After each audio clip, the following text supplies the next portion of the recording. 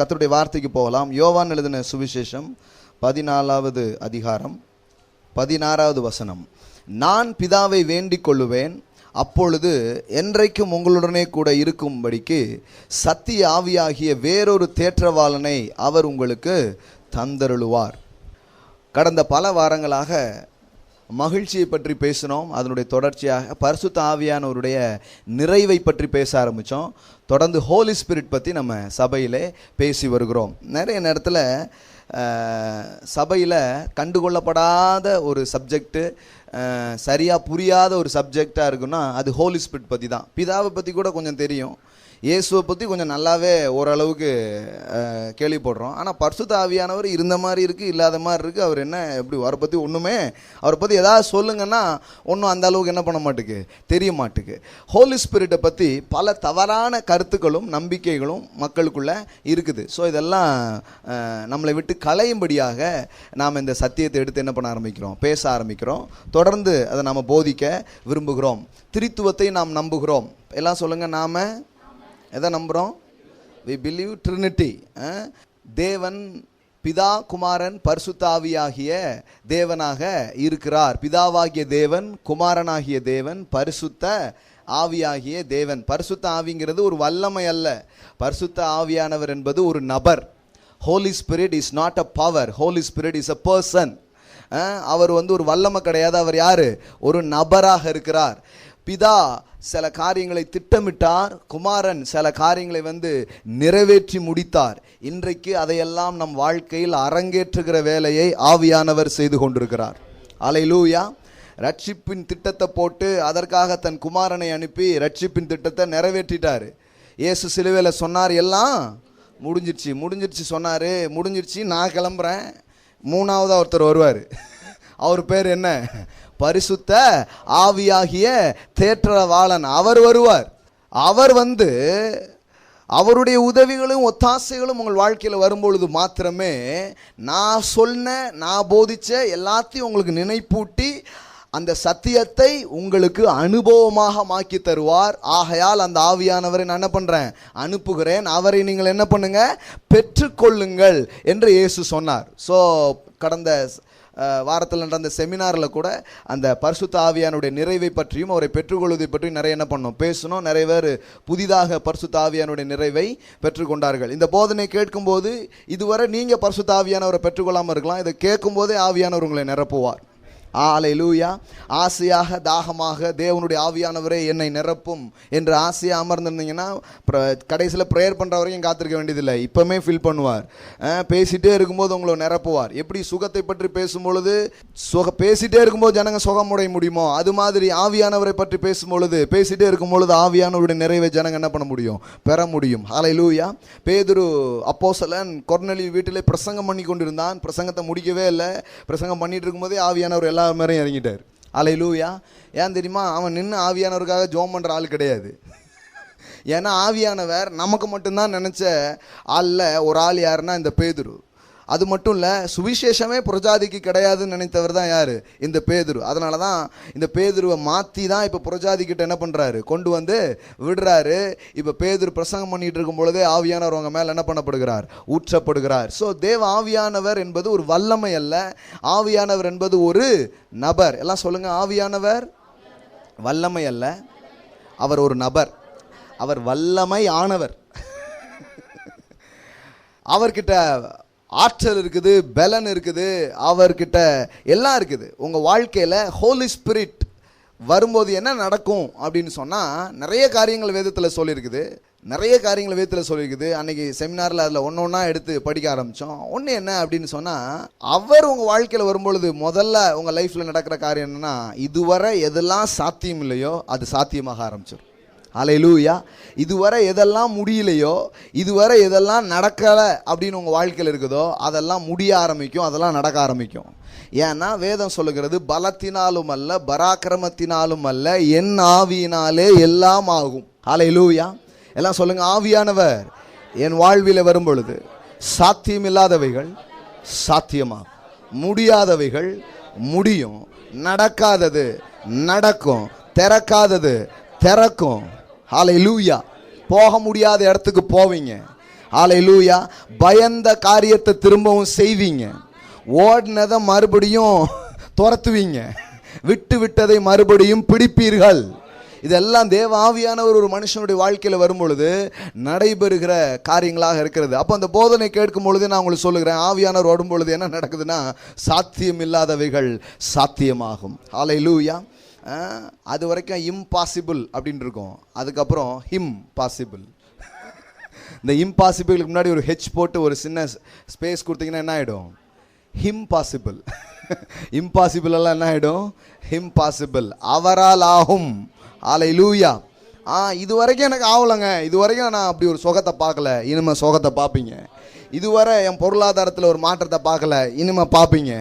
இதுவரை என் குடும்பத்தில் அந்த மாதிரி பார்க்கல, இனிமேல் பார்ப்பீங்க. ஏன்னா பரிசுத்த ஆவியானவர் எதுக்கு இந்த பூமிக்கு இறங்கி வராருன்னா, பிதாவாகிய தேவன் எதை திட்டமிட்டு கனவு கொண்டு வைத்தாரோ, அதையெல்லாம் கிறிஸ்து வந்து செய்து முடித்தாரோ, அதையெல்லாம் நம்ம வாழ்க்கையில் நிஜமாக்குவதற்காக இந்த ஆவியானவர் வருகிறார். சத்திய ஆவியானவர் வருகிறது எல்லாவற்றையும் சாத்தியப்படுத்துவதற்காக. ஹல்லேலூயா. சாத்தியம் எல்லாம் சொல்லுங்க, ஆவியானவர் என் வாழ்வில் வரும் பொழுது எல்லாம் சாத்தியமாகிறது. அதனால தான் பாருங்க, இயேசு இந்த ஆவியானவரை குறித்து ரொம்ப முக்கியப்படுத்தி இருக்கிறார். வேதத்தில் எதெல்லாம் முக்கியப்படுத்தியிருக்கோ அதை நாம் முக்கியப்படுத்தணும். அப்போ தான் வாழ்க்கை ரொம்ப நல்லா என்ன பண்ண ஆரம்பிக்கும், போக ஆரம்பிக்கும். பிதா குமாரன் பரிசுத்த ஆவி அப்படிங்கிறதுக்கு பதிலாக பிதா குமாரன் தேவனுடைய வார்த்தை அப்படின்ட்டு போயிடுறோம். அப்படி கிடையாது. ஆவியானவர், ஆவியானவர் ரொம்ப முக்கியமானவராக இருக்கிறார். இன்னைக்கு அவருடைய யுகமும் அவருடைய காலமுமாக இருக்கிறது என்பதை நாம் புரிந்து கொள்ள வேண்டும். அதனால தான் இயேசு சொல்றாரு, நான் பிதாவை வேண்டிக் கொள்ளுவேன். அப்போ ஆவியானவர் அனுப்பப்படுறது நீங்கள் கடந்து கண்ணீர் வடிக்கிறதுனால கிடையாது. ஆவியானவர் யாருடைய ஜெபத்தினால வராரு? இயேசு சொல்றாரு, நான் என்ன பண்ணுவேன்? வேண்டிக் கொள்வேன். நான் வேண்டிக் கொள்வேன், இந்த ஆவியானவர் அவர் என்ன பண்ணுவார்? அனுப்புவார். அவர் உன் வாழ்க்கையில் என்ன பண்ணுவார்? வருவார். அதாவது ஆவியானவரை ஏன் அனுப்புறார்? ஆவியானவருடைய ஸ்பெஷாலிட்டி என்ன அப்படின்னா, அது வரைக்கும் தேவன் அவர்கள் மத்தியில தான் தங்கினார். ஆனால் பரிசுத்த ஆவியானவர் வரும்பொழுது என்ன நடக்குதுன்னா, தேவனுடைய பிரசன்னம் ஒரு மனிதனுக்கு உள்ளாகவே வந்து வாசம் பண்ண ஆரம்பிக்கிறது. ஹல்லேலூயா.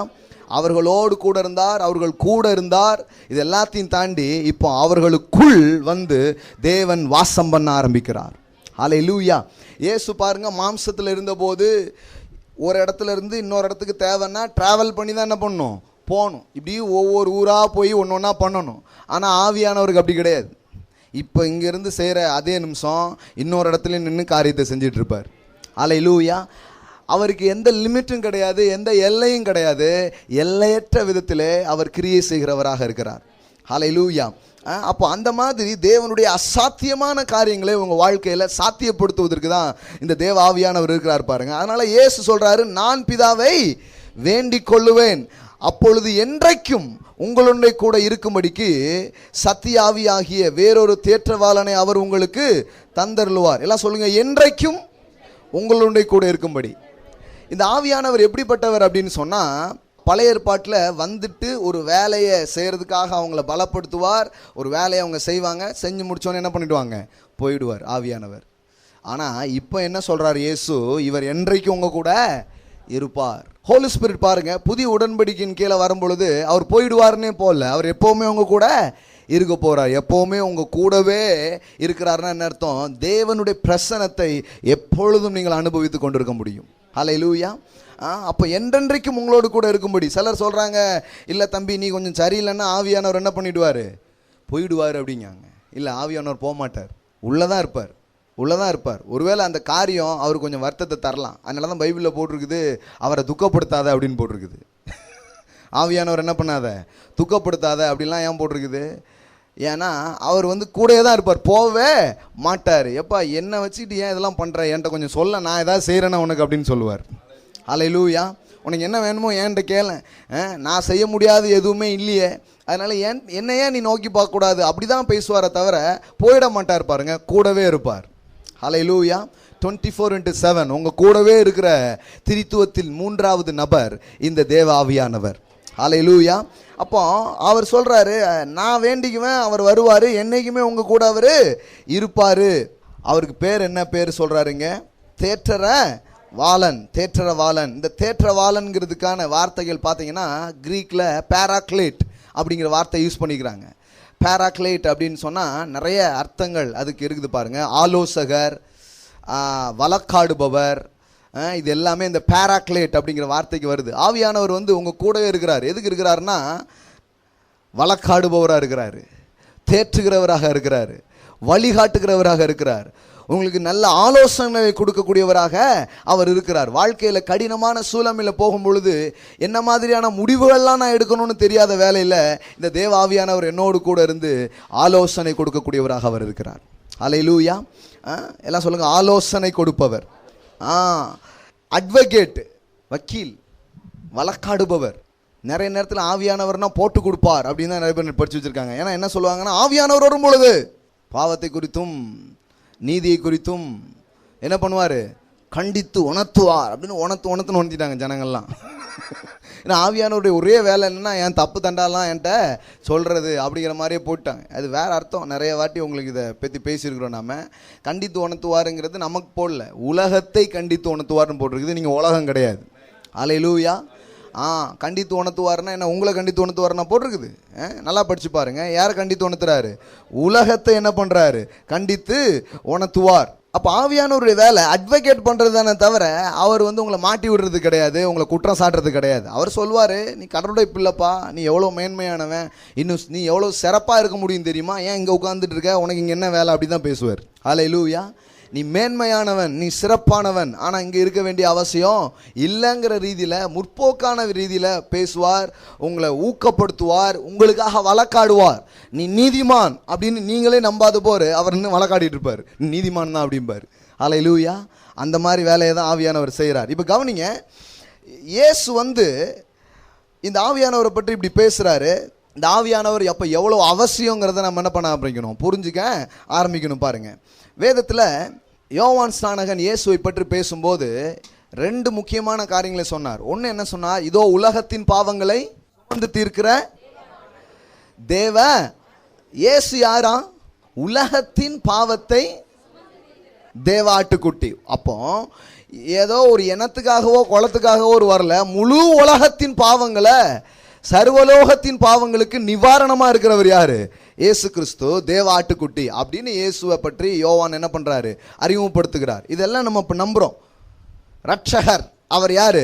எல்லா பாவங்களை போக்குகிற பலியாக இருக்கிறார் அப்படிங்க நம்புகிறோம். ஆனால் யோவான் வெறுமனையாக இயேசுவை அப்படி அறிமுகப்படுத்தலை பாருங்க. அவர் என்ன இன்னொரு விதமாகவும் அவர் அறிமுகப்படுத்துகிறார். என்ன படுத்துறாரு?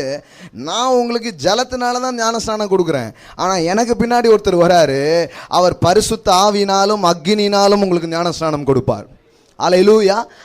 அந்த பாயிண்டை விட்டாங்க. வெறும் உலகத்தின் பாவத்தை சுமந்து தீர்க்கிற தேவாட்டுக்குட்டி அப்படிங்கிற பாயிண்ட் என்ன பண்ணிட்டாங்க, பிடிச்சிட்டாங்க.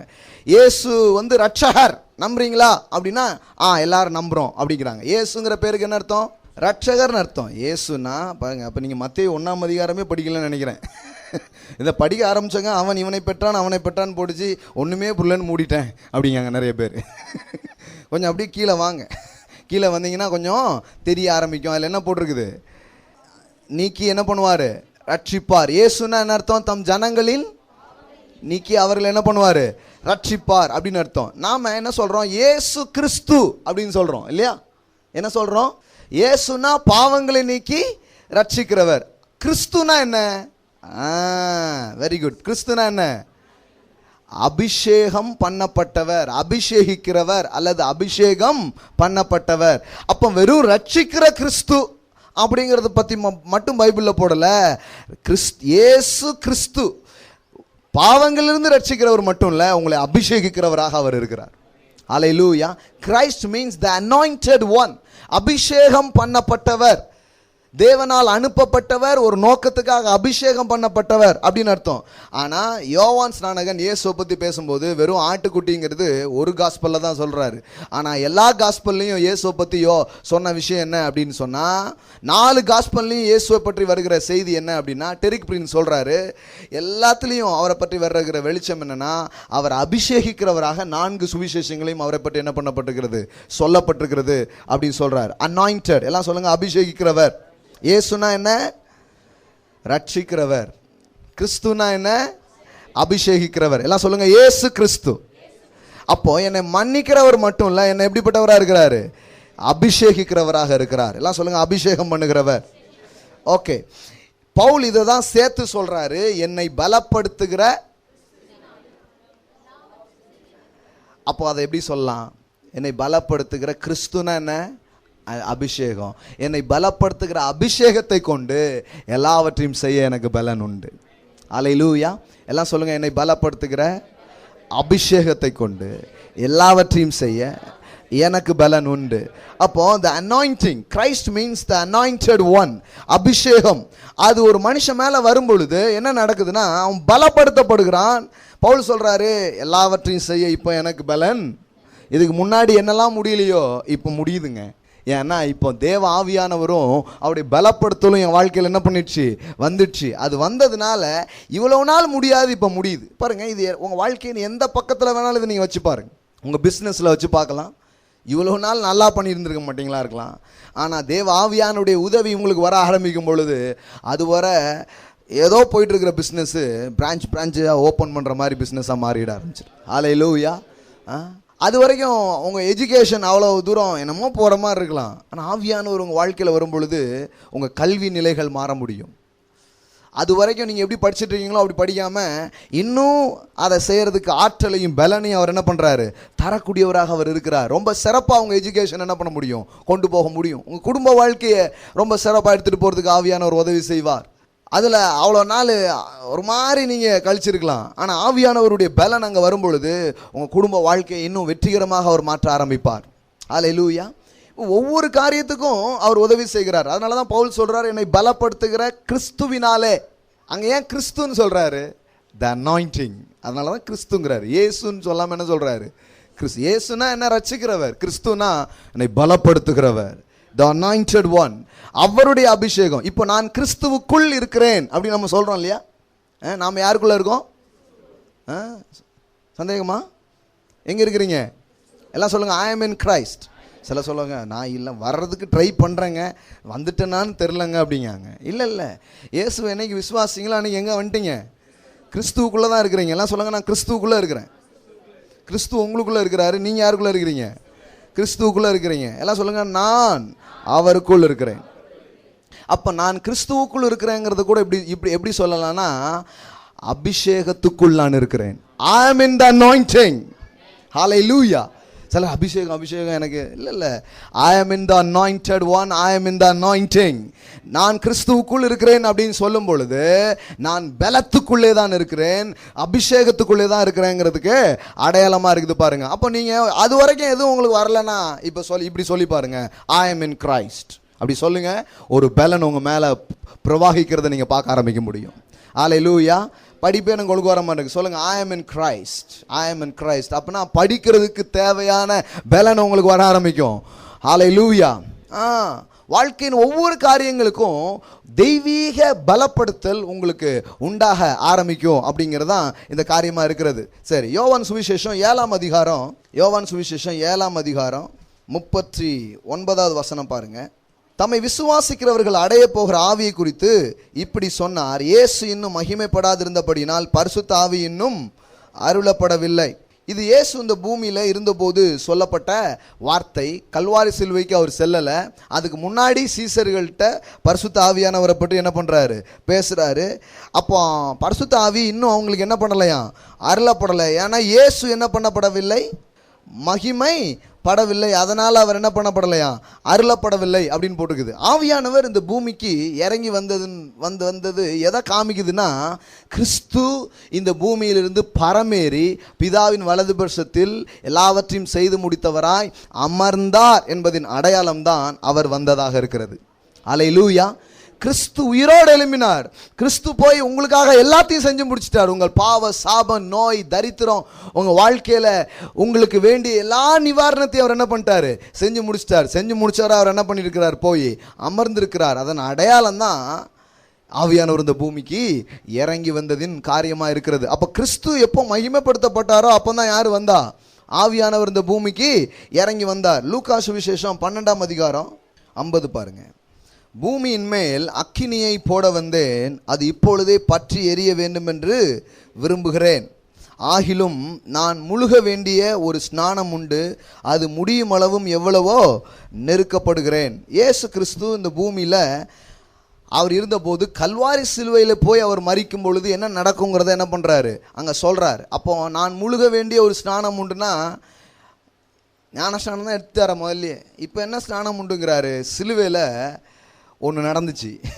என்ன நடந்ததுன்னா, அவருடைய சொந்த இரத்தத்தினாலே அவர் ஸ்நானம் பண்ணப்பட்டார். இரத்தத்தினாலே அவர்கள் மூழ்கினவராக அவர் அங்கே நின்றார். அப்படி நான் என்னுடைய இரத்த கிரயத்தை செலுத்துறதன் மூலம் ஒரு பெரிய நிவாரணத்தை நான் செஞ்சு முடிக்கிறதன் மூலம் யார் வராருன்னா தேவ ஆவியானவர் இந்த பூமிக்கு இறங்கி வரார். ஹல்லேலூயா. அதாவது விலை மதிப்பற்ற ஒருவர் உங்களுக்கு வருவதற்காக விலையேற பெற்ற ஒன்றை இயேசு கொடுத்திருக்கிறார். ஹல்லேலூயா. அவர் உங்களுக்குள்ள இன்னைக்கு தங்குற அளவுக்கு உங்களை தயார்படுத்தி இருக்கிறாரு. இயேசு கிறிஸ்துவின் கல்வாரி சிலுவையும் உடைய ரத்தமும் இருக்கிறது. ஹல்லேலூயா. எல்லாம் சொல்லுங்க, அவருடைய ரத்தம், ஆவியானவர் என்னில் தங்குவதற்கு என்னை தயார் செய்திருக்கிறது. நீங்க யாருங்கிறதுனால அவர் உங்ககிட்ட தங்குறது இல்லை. You are washed by the precious blood. அந்த ரத்தம் உங்களை கழுவி இருக்கிறதுனால உங்க கூடயே அவர் எப்பவும் தங்கியிருக்கிறார். ஏன்னா அது சொல்லிட்டு நீங்க பிரசியஸ்ன்ட்டு யூ ஆர் வாஷ்ட் அப்படின்ட்டு அந்த பிளட் என்ன பண்ணுது சொல்லுது. அப்போ ஒன்று தெரிஞ்சுக்கோங்க, நீங்க கழுவப்பட்டு இருக்கிறீர்கள். எல்லாம் சொல்லுங்க, நான் இயேசுவின் இரத்தத்தால் கழுவப்பட்டிருக்கிறேன். You are washed by the precious blood. நீங்க அன்கிளீன் கிடையாது. You are clean, you are washed, you are forgiven. மன்னிக்கப்பட்டிருக்கிறீர்கள். இப்போ தேவ ஆவியானவர் உள்ள என்ன பண்றாரு? வாசம் பண்ணி கொண்டிருக்கிறார். அப்போ நிறைய பேர் இப்படி கிறிஸ்துவின் செயலால தான் ஆவியானவர் வந்தாரு அப்படிங்கிறத நிறைய பேர் நம்பல. பாருங்க, நிறைய பேர் என்ன நினைக்கிறாங்கன்னா, ஆவியானவர் வர்றது அவ்வளோ சாதாரணமான காரியம் கிடையாது, நீ என்னெல்லாம் செய்யணும்ல அப்படின்ட்டாங்க. நீங்கள் என்ன செஞ்சீங்கிறத வச்சு ஆவியானவர் வருது இல்லைங்க. இயேசு மகிமைப்படுத்தப்பட்டதுனால யார் வந்திருக்கிறாரு? ஆவியானவர் வந்திருக்கிறார். நீங்கள் கடந்து குப்புறம் அடிக்கிறதுனாலையோ குடிகாரணம் போடுறதுனாலையோ நீங்கள் வேறு எதையோ பண்ணுறதுனாலையோ ஆவியானவர் வருது கிடையாது.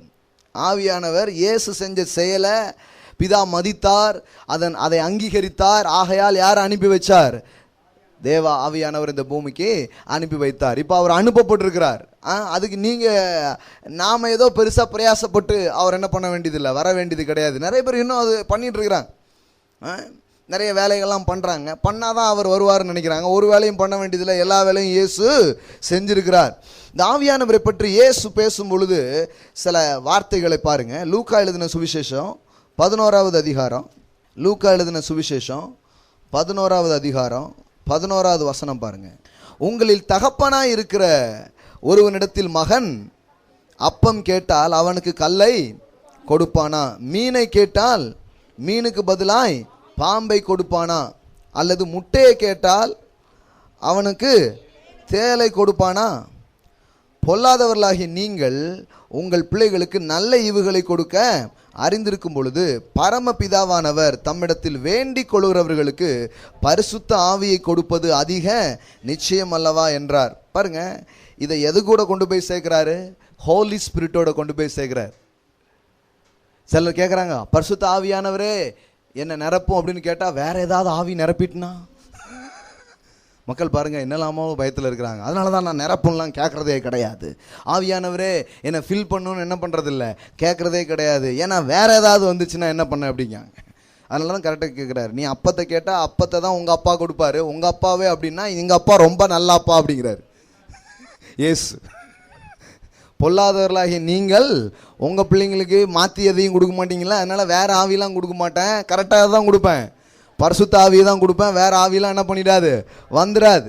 அப்போ தேவனுடைய ஆவியானவரை இயேசு இங்கே பேசும்போது என்ன சொல்கிறாரு அப்படின்னா, 3 விஷயம் சொல்கிறாரு பாருங்க. ஒன்று அப்பம், இன்னொன்று மீன், இன்னொன்று முட்டை. இந்த 3 விஷயம் இங்கே உபயோகப்படுத்துகிறார். ஏன் உபயோகப்படுத்துகிறாருன்னா, இந்த யூதர்களுடைய உணவில் பார்த்தீங்கன்னா இந்த டெய்லி அவங்க சாப்பாட்டில் இந்த 3 இருக்கும்.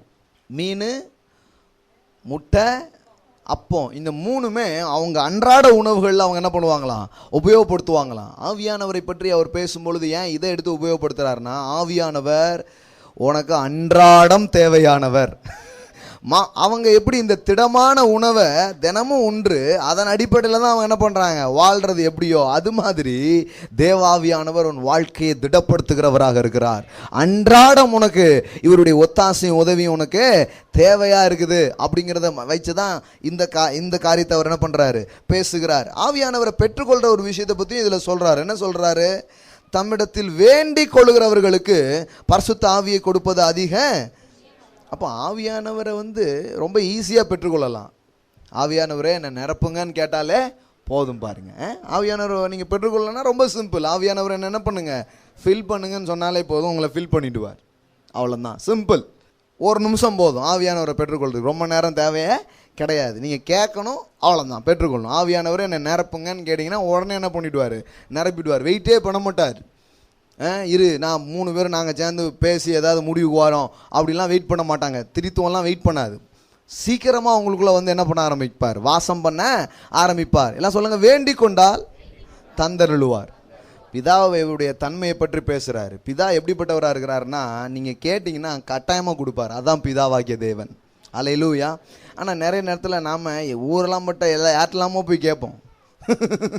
ஆனால் அவர்கிட்ட மட்டும்தான் நிறைய நேரம் என்ன பண்ணுறதில்ல, கேட்குறதே கிடையாது பாருங்கள். கேட்டால் கட்டாயமாக கிடைக்கும் அப்படிங்கிறார். அல்லேலூயா. எல்லாம் சொல்லுங்கள், வேண்டிக் கொண்டால் தந்தருளுவார். அப்போ தேவ ஆவியானவரை இயேசு அன்றாட வாழ்க்கையின் தேவையில் எப்படி அவர் முக்கியமாக இருக்கிறார் அப்படிங்கிறது என்ன பண்ணுறார், பேசுகிறார். அப்போஸ்தலர் 2ஆம் அதிகாரம் 38வது வசனத்துக்கு வாங்க. இந்த ஆவியானவர் யாருடைய வாழ்க்கையெல்லாம் வருவார்? ரொம்ப பெரிய முதிர்ச்சி பெற்ற ஆட்களுக்கு தான் அவர் கிடைப்பாரா, இல்லை என்கிட்டலாம் அவர் வருவாரா? நான் இப்போ தானே இயேசுக்கிட்டலாம் வந்திருக்கேன் அப்படிங்கிற மாதிரி நீங்கள் இருக்கலாம். அப்போஸ்தலர் 2:38 பாருங்கள். பேதுரு அவர்களை நோக்கி, நீங்கள் மனம் திரும்பி ஒவ்வொருவரும் பாவ மன்னிப்பு கண்டு இயேசு கிறிஸ்துவின் நாமத்தினாலே ஞானஸ்நானம் பெற்றுக்கொள்ளுங்கள், அப்பொழுது பரிசுத்த ஆவியின் வரத்தை பெறுவீர்கள். இது யாருக்கு சொல்கிறாருன்னு நினைக்கிறீங்க? அப்போந்தான் கொஞ்ச நேரத்துக்கு முன்னாடி இயேசு ஏற்றுக்கிட்டாங்க. சில சொல்லுவாங்க, நானும் ஆவியானவருக்காக 7 வருஷம் வெயிட் பண்ணேன். அப்படி 7 வருஷம் வெயிட் பண்ணிங்களா? ஏன் அவ்வளோ வெயிட் பண்ணீங்க? அவர் உங்களை அவ்வளோ நாள் என்ன பண்ணுறதில்ல, வெயிட் பண்ண வைக்கிறதே கிடையாது. சிலர் நாமெல்லாம் பார்த்தீங்கன்னா 3 வருஷம் ஆச்சு, 7 வருஷம் ஆச்சுங்காங்க. 7 நிமிஷம் கூட தேவை கிடையாது. உடனடியாக அவர் என்ன பண்ணிக்கலாம், பெற்றுக்கொள்ளலாம். ஏன்னா இங்கே யார் ஆவியானவரை பெற்றுக்கொள்ளதை பற்றி பேசுகிறாரு? சில சொல்கிறாங்க, அதெல்லாம் உடனே தரமாட்டார், ஸ்டெப் பை ஸ்டெப்பாக நீ கடைசியில் உன்னை பார்த்து என்ன பண்ணுவார், தருவார் அப்படின்லாம் நிறைய சொல்கிறாங்க. அப்படிலாம் போடலவீங்க. இது யாருக்கு அவர் எழுதுகிறாரு? அன்னைக்கு தான் பிரசங்கத்தை கேட்டு என்ன பண்ணியிருக்கிறாங்க, அப்போ தான் மனம் திரும்புதலுக்குள்ளே வந்திருக்காங்க. இப்போ பேதுரு அவங்கள பார்த்து சொல்கிறார், அவங்க மனம் திரும்பும் போதே சொல்கிறார், பேதுரு அவர்களை நோக்கி, நீங்கள் மனம் திரும்பி ஒவ்வொருவரும் பாவ மன்னிப்புக்கென்று இயேசு கிறிஸ்துவின் நாமத்தினாலே ஞானஸ்நானம் பெற்றுக்கொள்ளுங்கள், அப்பொழுது பரிசுத்த ஆவியின் வரத்தை பெறுவீர்கள். அப்பந்தான் ஏற்றுக்கிட்டாங்க. அப்பமே நீங்கள் என்ன பண்ணிக்கலாம், பெற்றுக்கொள்ளலாம் அப்படின்னு சொல்கிறார். ஹல்லேலூயா. ரட்சிப்பு பெறுறது இப்படிங்கிறதுக்குள்ளே பெறீங்களோ அது மாதிரி ஆவியானவரும் இப்படிங்கிறதுக்குள்ளே பெறலாம். ஹல்லேலூயா. ஏன்னா இது ரெண்டும் தேவனுடைய ஈவுகளாக இருக்கிறது. It is a gift of God. Salvation of the Holy Spirit is a gift of God. ரெண்டுமே தேவனுடைய வரம்னு போட்டிருக்கிறதுனால நம்ம கொஞ்சம் தப்பாக புரிஞ்சிருந்தோம் பாருங்க. ஏன்னா நம்ம ஊரில் வரம்னா கொஞ்சம், நான் 40 நாள்லாம் என்னெல்லாமோ பண்ணியிருந்தேன், ஒரு வரம். அதுக்கப்புறம் இறைவன் காட்சி அளித்து உனக்கு என்ன வரம் வேண்டும் என்று கேட்டார் அப்படிங்கிற கதையே கேட்டு நம்ம வந்திருக்கோம் பாருங்க. இது வரம்னு அப்படி நினச்சிக்கிறோம். தமிழில் கரெக்டாக வரல. வரங்கிற வார்த்தை நமக்கு தப்பான அர்த்தத்தில் இருக்குது. கொடை, நன்கொடை, கிஃப்ட்டு, கொடை, தேவனுடைய கொடையாக அவர் இருக்கிறார். ஹல்லேலூயா. Gift of God. எல்லாம் சொல்லுங்க, ஈவு. நல்லா சொல்லுங்க, ஈவு. ஈவுங்கிறது பரிசு, கிஃப்ட். பாருங்க, ஆவியானவர் கிஃப்டாக என்ன பண்ணுறாரு, தரார். கிறிஸ்துவ விசுவாசிங்களா, உங்களுக்கு அவர் ஒரு கிஃப்டாக தரார். அதான் holy spirit. It's a gift. அவர் வரும்போது இன்னும் நிறைய கிஃப்ட்லாம் இருக்குது. 9 gift of the holy spirit. 9 வரங்கள் அப்படின்லாம் என்ன பண்ணுறோம், சொல்கிறோம். எல்லாமே உள்ளே வந்துடுது. கிறிஸ்தவ வாழ்க்கையை கரெக்டாக புரிஞ்சுக்கணும் பாருங்கள். இது உங்கள் மாம்சத்திலேயோ உங்கள் சக்தியிலையோ உங்கள் பக்தியிலையோ வாழ்கிற ஒரு வாழ்க்கை கிடையாது. இது தேவ ஒத்தாசையினாலும் தெய்வீக உதவினாலும் வாழ்கிற ஒரு வாழ்க்கை. தேவ ஆவியானவர் உங்களை நிரப்பும்படியாக, தேவ ஆவியானுடைய உதவியை நீங்கள் நாடும் பொழுது அவர் உங்களை நிரப்பி, அவர் உங்களை ஆட்கொண்டு அவருடைய சத்துவத்தையும் பலத்தினாலும் நீங்கள் வாழ்கிறது தான் இந்த கிறிஸ்தவ வாழ்க்கையாக இருக்கிறது. ஹல்லேலூயா. மற்றபடி கிறிஸ்தவ வாழ்க்கையை பற்றி ஏதாவது சொன்னால், உங்களுக்கு ஆவியானவர் இல்லாமல் கிறிஸ்தவ வாழ்க்கையை முயற்சிப்பீங்கன்னா அதை விட பயங்கரமானது வேறு எதுவுமே கிடையாது. வெறுத்து ஓடி போயிருவீங்க கொஞ்ச நாள் கழிச்சு. இது என்னது கிறிஸ்டியன் லைஃப், பிரசங்கம் ஃபுல்லாக கேட்க ஒன்று கூட நமக்கு பார்த்த மாதிரி இல்லைன்னு ஓடி போயிருவீங்க. ஆனால் ஆவியானவர் வந்தால் ஒரு இன்ச் பை இன்ச் விட மாட்டார். எல்லாத்தையும் உங்கள் வாழ்க்கையில் நடப்பித்து காட்டுகிற ஆவியானவர் இருக்கிறாரு. எல்லாத்தையும் செஞ்சு முடிப்பார் பாருங்க அவர். ஹல்லேலூயா. அதனால தான் பாருங்க, இயேசு இந்த ஆவியானவரையும் நிறைவையும் முக்கியப்படுத்தி பேசுறாரு. அப்போஸ்தலர்களும் வெறும் மனம் திரும்புங்கள், ரட்சிக்கப்படுங்கள், ஞானஸ்நானம் பெறுங்கள் அப்படி முடிக்கல. எங்க கொண்டு போய் முடிக்கிறாங்க பாருங்க. முதல்ல என்ன சொல்றாங்க? ரிப்பன்டன்ஸ் பத்தி பேசுறாங்க, மனம் திரும்புங்கள்னு சொல்றாங்க. அதுக்கப்புறம் ஞானஸ்நானம் பெற்றுக்கொள்வதை பத்தி சொல்றாங்க. அதுக்கப்புறம் பரிசுத்த ஆவியை பெற்றுக்கொள்ளுங்கள். அந்த இடத்துல போய் தான் முடிக்கிறாங்களே தவிர வெறும் மனம் திரும்பினா போதும், ரட்சிக்கப்பட்டா போதும்னு என்ன பண்ணல, முடிக்கல. ஹோலி ஸ்பிரிட்டுடைய நிறைவை நீங்கள் பெறுங்கள். பாருங்க, பரிசுத்த ஆவியை பெற்றால்தான் நீங்கள் பரலோகம் போவீர்கள் அப்படின்னு பைபிள் சொல்ல. அப்படி சொன்னால் அது ராங், இட்ஸ் டோட்டலி ராங். பரிசுத்த ஆவியானவர் நீங்கள் பெறுவது பரலோகம் செல்வதற்கல்ல, இந்த பூலோக வாழ்க்கையை பரலோகம் போல மாற்றிக்கொள்வதற்கு. அல்லேலூயா. இயேசு தான் உங்கள் ஆண்டவர் ரட்சகர் விசுவாசிச்சா அப்பவுமே பரலோகத்துக்கு நீங்கள் போகிறதுக்கு தகுதி ஆயிட்டீங்க. அது ஒன்றும் வேற பெரிய தகுதி கிடையாது. இது கூட இவ்வளோ சிம்பிளாக சொல்ல மாட்டாங்க. அது எப்படி இயேசு விசுவாசா போதுமா அப்படின்ட்டு அதுக்கு பெருசாக போவனா மாட்டானா, டிக்கெட் பேர் எழுதியிருக்காங்களா எழுதலையா, இந்த கவலையிலே ஓடிட்டு இருக்காங்க நிறைய பேர். அப்படிலாம் ஓடினீங்கன்னா வெளியில் வந்துடுங்க. அப்படிலாம் கிடையாது. என்னைக்கு இயேசு உங்கள் ஆண்டவர் ரட்சகர்னு உங்கள் இருதயத்தில் விசுவாசிங்களோ, அவருடைய கல்வாரி புண்ணியத்தினால அவருடைய பிள்ளையாக அவரை மாற்றினார் நம்பினீங்களோ, அன்னைக்கே நீங்கள் நித்திய வாழ்வுக்கு சொந்தக்காரர்களாக மாறிவிட்டீர்கள். அவரை விசுவாசிக்கிறவன் எவனோ அவன் கெட்டு போவது இல்லை. இதெல்லாம் ஊடையில் சொல்ல வேண்டியது இருக்கு பாருங்க. ஏன்னா சிலர் இதுலேயே உட்காந்துருப்பாங்க. அது சரி, நான் போவேனா பிரதர்பாங்க, நான் முழுக்க வேற எதெல்லாமல் பேசிகிட்டு இருப்பேன். போகும்போது என்கிட்ட நான் போவேனா மாட்டேனாம்பாங்க. கவலைப்படாதீங்க, நிச்சயமாக போவீங்க. இன்னொன்று என்னென்னா, இப்போவுமே நீங்கள் அங்கே தான் இருக்கீங்கிறது தான் எங்களுடைய சத்தியமாக இருக்குது. I am seated with Christ already. எபேசியர் 2 சொல்லியிருக்கிறபடி கிறிஸ்துவோடு கூட உன்னதங்களிலே அவர் எங்களை உட்கார பண்ணுவார்ல, உட்காரவும் பண்ணினார். இப்போ மட்டும் நாங்கள் எங்கே இருக்கிறோம்? அங்கே தான் இருக்கிறோம். அல்லேலூயா. இது கொஞ்சம் சொன்னீங்கன்னா கொஞ்சம் கல்லடிலாம் விழும் வெளியில். நீங்கள் இதை கரெக்டாக புரிஞ்சுக்குவாங்க. பார்த்தீங்களா, இவங்க ஆல்ரெடி போயிட்டாங்களாமே அப்படிம்பாங்க. ஆமாம், ஏற்கனவே அங்கே தான் உட்காந்துருக்குறோம். இயேசு இந்த பூமியில் இருக்கும்போது சொன்னார் பாருங்க. இயேசு அவரை பற்றி சொன்னார். என்ன சொன்னார் தெரியுமா? யோவான் 3 சொல்கிறாரு பாருங்க. யோவான் 3 சொல்கிறாரு பாருங்க. மறுபடியும் இங்கே வருவோம். யோவான் 3 பாருங்க. சும்மா சொல்லலை பாருங்க, ஏதோ உற்சாகமாக ஏதாவது 2 வார்த்தை சொல்லுவோம் அப்படி கிடையாது. யோவான் 3:13 பாருங்க. இயேசு இந்த பூமியில் இருக்கும்போது சொன்ன வார்த்தைகள் பாருங்க. பரலோகத்திலிருந்து இறங்கினவரும் யாரு? இயேசு இறங்கினவரும் பரலோகத்தில் இருக்கிறவருமான. ஐயா, இறங்கினீங்களா இருக்கீங்களா? பரலோகத்திலிருந்து இறங்கினவரும். இறங்கிட்டீங்களா? ரைட்டு. இறங்கிட்டீங்க, இருக்கிறீங்க. இருக்கிறவருமான மனுஷகுமாரன் இல்லாமல் பரலோகத்துக்கு ஏறினவன் அவர் என்ன சொல்றாருன்னா, நான் இங்க இருக்கிற அதே நேரம் அங்கேயும் இருக்கிறேன். நீங்க ஒரு வேர்ல்டுல தான் வாழ்றீங்க, நான் 2 உலகத்திலையும் வாழ்ந்துட்டு இருக்கேங்க. அந்த மாதிரி வாழ்க்கையை தான் நீங்க விசுவாசிக்கு தந்திருக்கிறார். ஹல்லேலூயா. ஏற்கனவே ஹெவன்ல தான் இருக்கிறீங்க. அந்த ஹெவன் லிவிங்க இந்த பூமியில ரிலீஸ் பண்றதுக்காக நீங்க அழைக்கப்பட்டிருக்கிறீங்க. ஹல்லேலூயா. அதுக்கு தான் பாருங்க, ஆவியானவரை பெற்றாலும் பரலோகம் போவாங்கிறது கிடையாது. நம்ம ஆட்கள் பாருங்க, இந்த பரலோகத்தை கூறு போட்டு வித்துக்கிட்டு இருக்கிறாங்க. அப்படி பண்ணாதான் பரலோகம் போவேன், இப்படி பண்ணாதான் பரலோகம் போவேன். கடைசியில் பார்த்தா ஒரு மாதிரி ஆகிப்போகுது. பரலோகமே வேண்டாயா அப்படின்னு சொல்லிடலாமாங்கிற மாதிரி ஆகிப்போச்சு. ஏன்னா எத்தனையோ காரியத்தை சொல்கிறாங்க. அன்னைக்கு ஒருத்தர் சொல்கிறார், ஓட்டு போடலாம் நீ பரலோகம் போக மாட்டேன். இதெல்லாம் ஒரு நிபந்தனையா எங்கே சொல்லியிருக்கே தெரியல. வெளிப்படுத்தல் 28 இருந்தாலும் இருக்குன்னு நினைக்கிறேன்.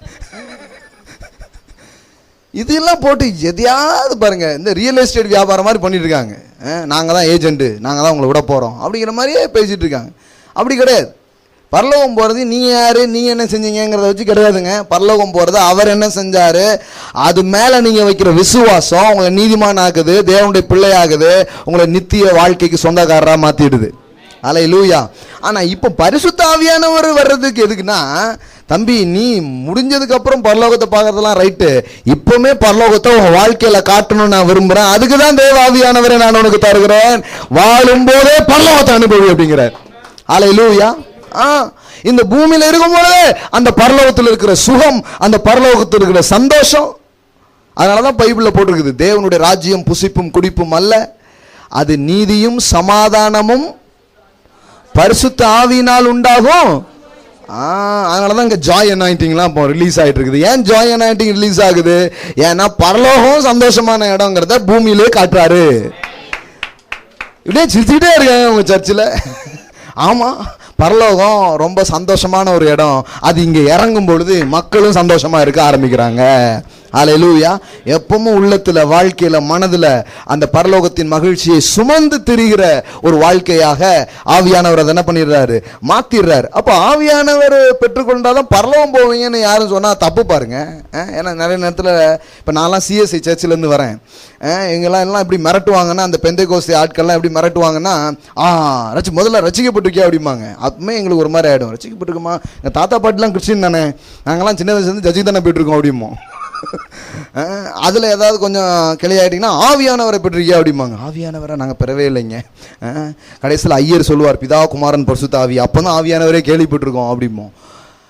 இப்படி அது ஒரு என்ன சொல்கிறது, ஜனங்களை இது பண்ணுறதுக்கான ஒரு காரியம் மாதிரி ஆக்கி விட்டாங்க. அப்படி கிடையாது. ஆவியானவர்ங்கிறது ஒரு சபைக்கு சொந்தமானவர் கிடையாது, அவர் ஒவ்வொரு விசுவாசிக்கும் சொந்தக்காரராக இருக்கிறார். ஹல்லேலூயா. ஏன்னா இயேசு சொன்னார், விசுவாசிக்கிறவர்களால் நடக்கும் அடையாளங்களாவன, அவர்களின் நாமத்தினால் பிசாசை துரத்துவார்கள், நவமான பாஷைகளை பேசுவார்கள். அது விசுவாசியின் அடையாளங்கள் தவிர ஒரு சபைக்கோ ஒரு பிரிவினருக்கோ உரிய அடையாளம் கிடையாது பாருங்க. அதனால தான் நிறைய பேர் சொல்லுவாங்க, எங்க சபை ஆவிக்குரிய சபை அப்படிம்பாங்க. அப்போ எங்க சபைலாம் பாவிக்குரிய சபையா? ஒவ்வொரு சபையும் கிறிஸ்துவ விசுவாசிக்கிற ஒவ்வொருவருக்கும் ஆவியானவர் சொந்தம், அது ஆவிக்குரிய சபையாக இருக்கிறது. ஹல்லேலூயா. உடனே மாற்றி விட்டுறது பாருங்க, எதையாவது சொல்றது அது தப்பு இது தப்பு அப்படின்ட்டு. பைபிளை கொஞ்சம், அதனால நீங்கள் கொஞ்சம் படிக்கணும். நீங்கள் கொஞ்சம் டெய்லி கொஞ்சம் படிக்க வேண்டியது அவசியமாக இருக்குதுன்னா, காதில் 1000 கேட்பீங்க, கேட்குறதெல்லாம் அப்படி நம்பிட்டு போயிடுவீங்க. ஏன்னா ஒரு ஆள் சொல்லிட்டாரு, அவர் சொன்னது கரெக்டாக தான் இருக்கும்னு போயிடுவீங்க. அப்படி போயிடக்கூடாது. வேதத்தை கொஞ்சம் திறந்து படிக்கணும். முதல்ல அப்பந்தான் விசுவாசியாக இருக்கிறாங்க, அன்னைக்கு தான் விசுவாசியாக இருக்கிறாங்க. அவங்ககிட்ட சொல்றாரு, நீங்க பரிசுத்த ஆவியின் இதை பெற முடியும் அப்படின்னு பேதுரு என்ன பண்றாரு, பேசுகிறார். கவனிங்க, இப்போ இந்த இடத்துல 3 விஷயம் சொல்லியிருக்குது. மனம் திரும்பி, ஞானஸ்தானம் பெற்று, பரிசுத்த ஆவியை பெற்றார்கள். ஒரு ஆர்டர் சொல்ற மாதிரி இருக்குது, ஒரு ஆர்டர் மாதிரி இருக்குது. இதுல கரெக்டா ஒரு ஆர்டர் மாதிரி வருது. ரிப்பன்டன்ஸ், பேப்டிசம், அதுக்கப்புறம் ஹோலி ஸ்பிரிட்டுடைய அந்த பேப்டிசத்தை நீங்கள் என்ன பண்ணுவீங்க, பெற்றுக்கொள்வீங்க அப்படின்னு சொல்கிறார். ஆனால் கொர்நேலியு வீட்டில் இதே பேதுரு பிரசங்கம் பண்ணும்போது என்ன நடந்துச்சு, வேற மாதிரி ஆயிடுச்சு. இப்போ பரிசுத்த ஆவியானுடைய நிறைவை தான் அவங்க என்ன பண்ணுறாங்க, முதல்ல பெறுறாங்க. பெற்ற பிறகு தான் பேதுரு சொல்கிறாரு, நம்மை போல பரிசுத்த ஆவியானவரை பெற்ற இவர்கள் ஞானஸ்தானத்தையும் ஏன் பெறாமல் இருக்கணும், ஞானஸ்தானத்தை பெற்றுக்கோங்கன்னா அதுக்கப்புறம் எதை கொடுக்குறாங்க. அப்போ ஞானஸ்தானம் இது வரைக்கும் பெறலங்கிறதுனால ஆவியானவரை பெற முடியாதுன்னு கிடையாது. எப்படி இருக்கிறீங்களோ அப்படியே ஆவியானவரை பெற்றுக்கொள்ளலாம். ஹல்லேலூயா. ஏன்னா சிலர் என்ன பண்ணிடுவாங்கன்னா, நீ மூழ்கி எடுத்திருக்கியா, மூழ்கி எடுத்தாதான் அவர் என்ன பண்ணுவார், உன்னை நிரப்புவார். ஆவியானவரை பெற்றுக்கொள்வதுக்கு ஒரு நிபந்தனையும் கிடையாது. அதுக்கு தான் அவ்வளோ பேசிட்டு இருக்கிறேன் நான். ஆசையா தாகமாக இருந்தால் யார் வேணாலும் பெற்றுக்கொள்ளலாம். ஹல்லேலூயா. ஏன் இப்போ கடார்னு பெற்றுக்கொள்ளுங்கன்னு சொன்னால் நம்மளால நம்ப முடியாது. அது எப்படி படார்னு பெற முடியும்? எவ்வளோ மேட்ரு எங்களுக்கு சொல்லியிருக்காங்கன்னா அது ஒன்றொன்னா எடுக்க வேண்டியது இருக்கு. இப்போ நான் உட்காந்து புரியலையா? பிரசங்கங்கிறது நேரடியாக பிரசங்கத்துக்கு வர முடியாது பாருங்க. 1000 குப்பைகளை கொட்டி வச்சிருக்காங்க, ஒன்னொன்னா அகற்றினாலே போதும், நான் தண்ணி பாய ஆரம்பிச்சிடும். நல்ல இப்போ நான் அந்த வேலையை தான் பண்ணிட்டு இருக்க வேண்டியது இருக்கு பாருங்க. பெற்றுக்கொள்ளனா அவன் அப்படியே அமைதியாக இருக்கான். அதே எப்படி உடனே பெற்றுக்கொள்ளுங்க. மூழ்கி ஞானஸ்தானம் எடுத்தாதான் ஆவியானவரை பெற்றுக்கொள்வீங்கன்னு பைபிளில் போடல.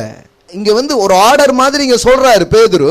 ஆனா அந்த பேதுருவே பாத்தீங்கன்னா பிரசங்கம் பண்ணிட்டு இருக்கும்போது ஆவியானவர் ஃபில் பண்ணிட்டாரு கொர்நேலியு வீட்டில்.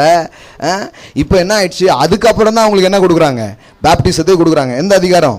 அப்போஸ்தலர் 10:44 இருந்தே பாருங்களேன். இந்த வார்த்தைகளை பேதுரு பேசிக் கொண்டிருக்கையில் வசனத்தை கேட்ட யாவர் மேலும் பரிசுத்த ஆவியானவர் இறங்கினார்.